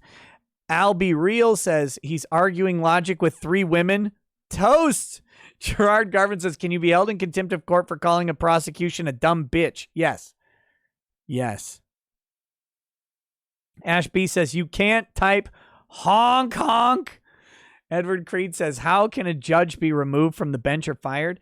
In Michigan, I believe their appellate judges at the state level are just elected. So just vote them out. Hobo with a Shotgun says, a remedy for judges in those like those in the Lucas case, is a fervent expression of the first two amendments, preferably in the dead of night. No. Blaine 20 says, a win in this case will make some snowflakes melt. Lohan 1990 says, Kamala Harris' new ad campaign slogan is legs up for America. I thought it was uvulas desensitized for America. Kidda says, Kamala Harris laughing when she gets difficult questions. Super Cuts number 836 by Washington Free Beacon YouTube. We want a live reaction.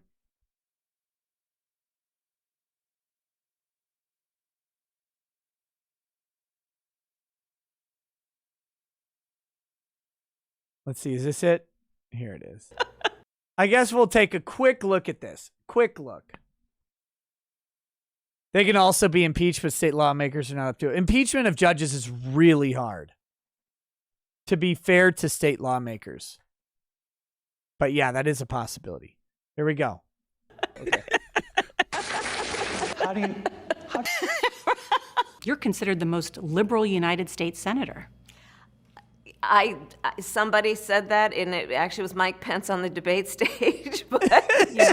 Well, actually, the nonpartisan GovTrack has rated you as the most liberal senator. let's talk about packing. You once Come again on. gave a non-answer. Joe Biden gave a non-answer. Trying to answer you The now. American people deserve a straight answer. And is that Mike Pence annihilated her in that debate, by the way. a socialist or progressive perspective? No. It'd be important if you said the truth. Joe Biden said twice in the debate last week. You landed haymakers on Joe Biden. How do you go from being such a passionate opponent? It was a debate. Ron Gold has said that he is for the legalization of marijuana recreationally. Your thoughts on that? That he is entitled to his opinion. So if it was legalized, This is a Democrat? Wait, this is a Democrat and opposed to legalization? Why is she even in office? all throughout the country and medicinal, would you do it? Listen, I think that it gives a lot of people joy, and we need more joy. Oh my God, he sounded the exact same as her. Did you guys hear that? That was amazing. That was worse. Recreationally, your thoughts on that? That he is entitled to his opinion. So if it was legalized all throughout the country and medicinal, would you do it? Listen, I think that it gives a lot of people joy, and we need more joy.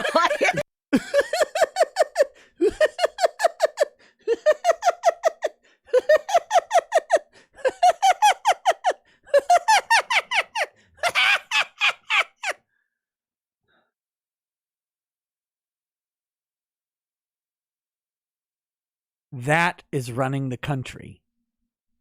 That is running the country. Donut Swan says all those boyfriends and not one took her to Europe. Comes and goes, says his calm voice. What a bastard cop. Lone Wolf Ranger says Arkansas has absolute state immunity on all claims too. It will have to be a federal suit. Not applicable says you hear this psycho show no concern whatsoever. Yep. Lone Wolf Ranger says look up other Arkansas State Police wrecks. Last year they did a pit at 100 miles an hour about 10 miles south of here. I kept seeing that in the chat or in the search results. Ugh. Lost Wolf says, why didn't you stop? Not applicable says he should be executed. Death penalty. Cat Zap says, how many times has he done this in the past before dash cams? He has no regard for human life. Not applicable says, I wonder what percentage of cops agree with this. Not applicable says her husband should have right to chainsaw. I agree.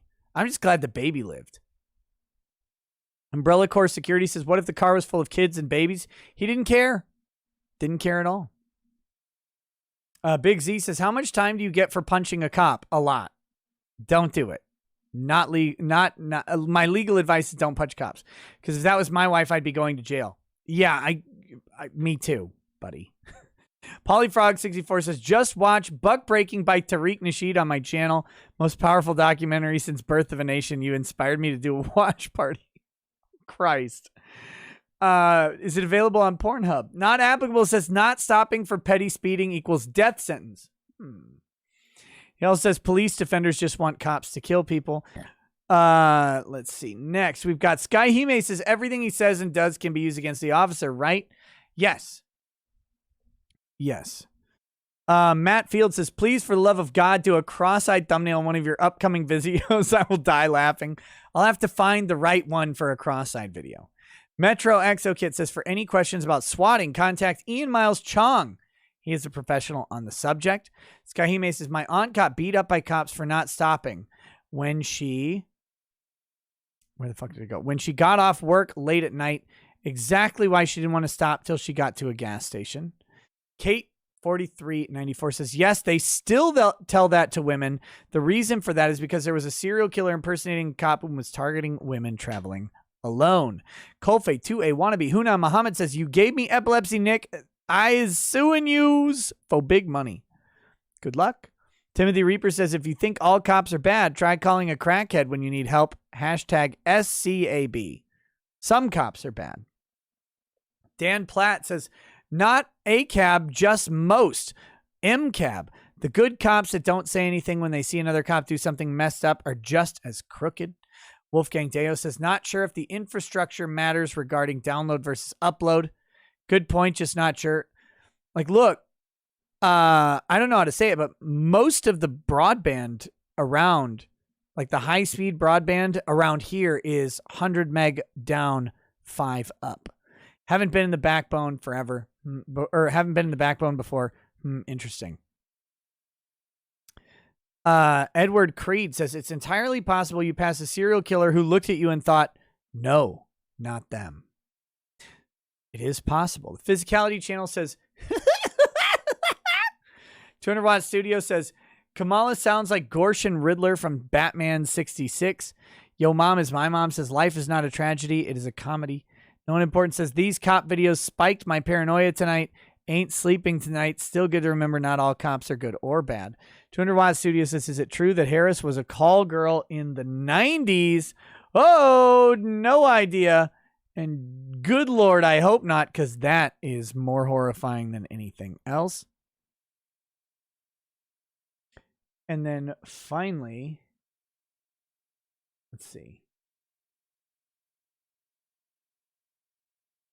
We says most cops are good people when you talk to them, but the system rewards them for putting people away for technicalities. I hate the legal semantics. This is why I'm extremely virulently anti-semantic. Very anti-semantic. Crusader Saracen says, pregnant woman.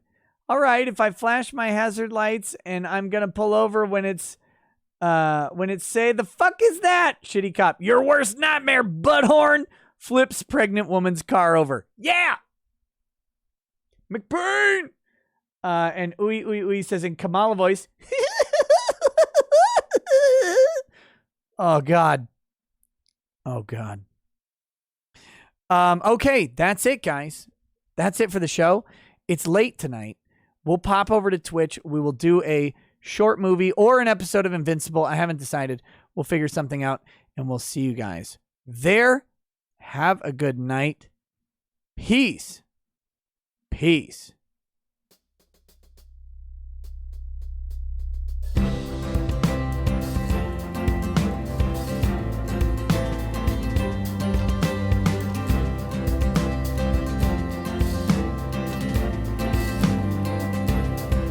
Oh, he drinks a fair bit, but you realize that it just helps get his noggin jogging along. With his glass by his side and his kids asleep tight, we'll hear some law-splaining tonight.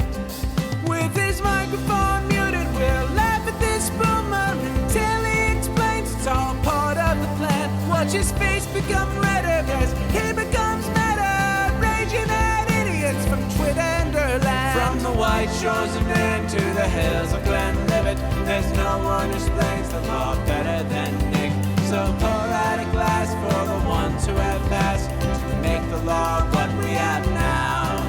Oh, his lady is fair, and she handles herself with the grace of one who has borne many children. As the wife of a lawman, she makes sure that he has the time and the place to provide for them there. So pour out an odd bag, a bow, more of that frog. The spirits flow as the the ones who get unemployed. So pour out a glass for the tea post on Twitter as we hear Earlysplaining tonight.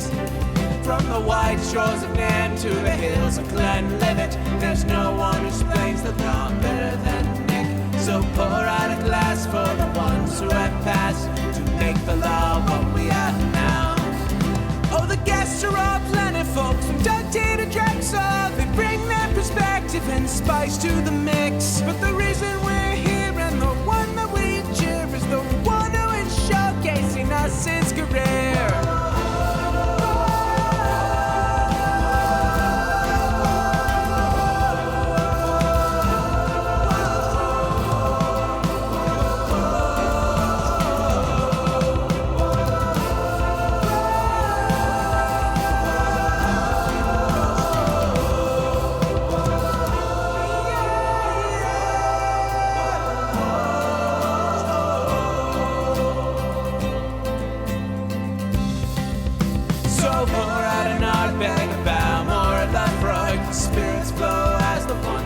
Get unemployed. So pour out a glass for the tea post on Twitter as we hear Earlysplaining tonight.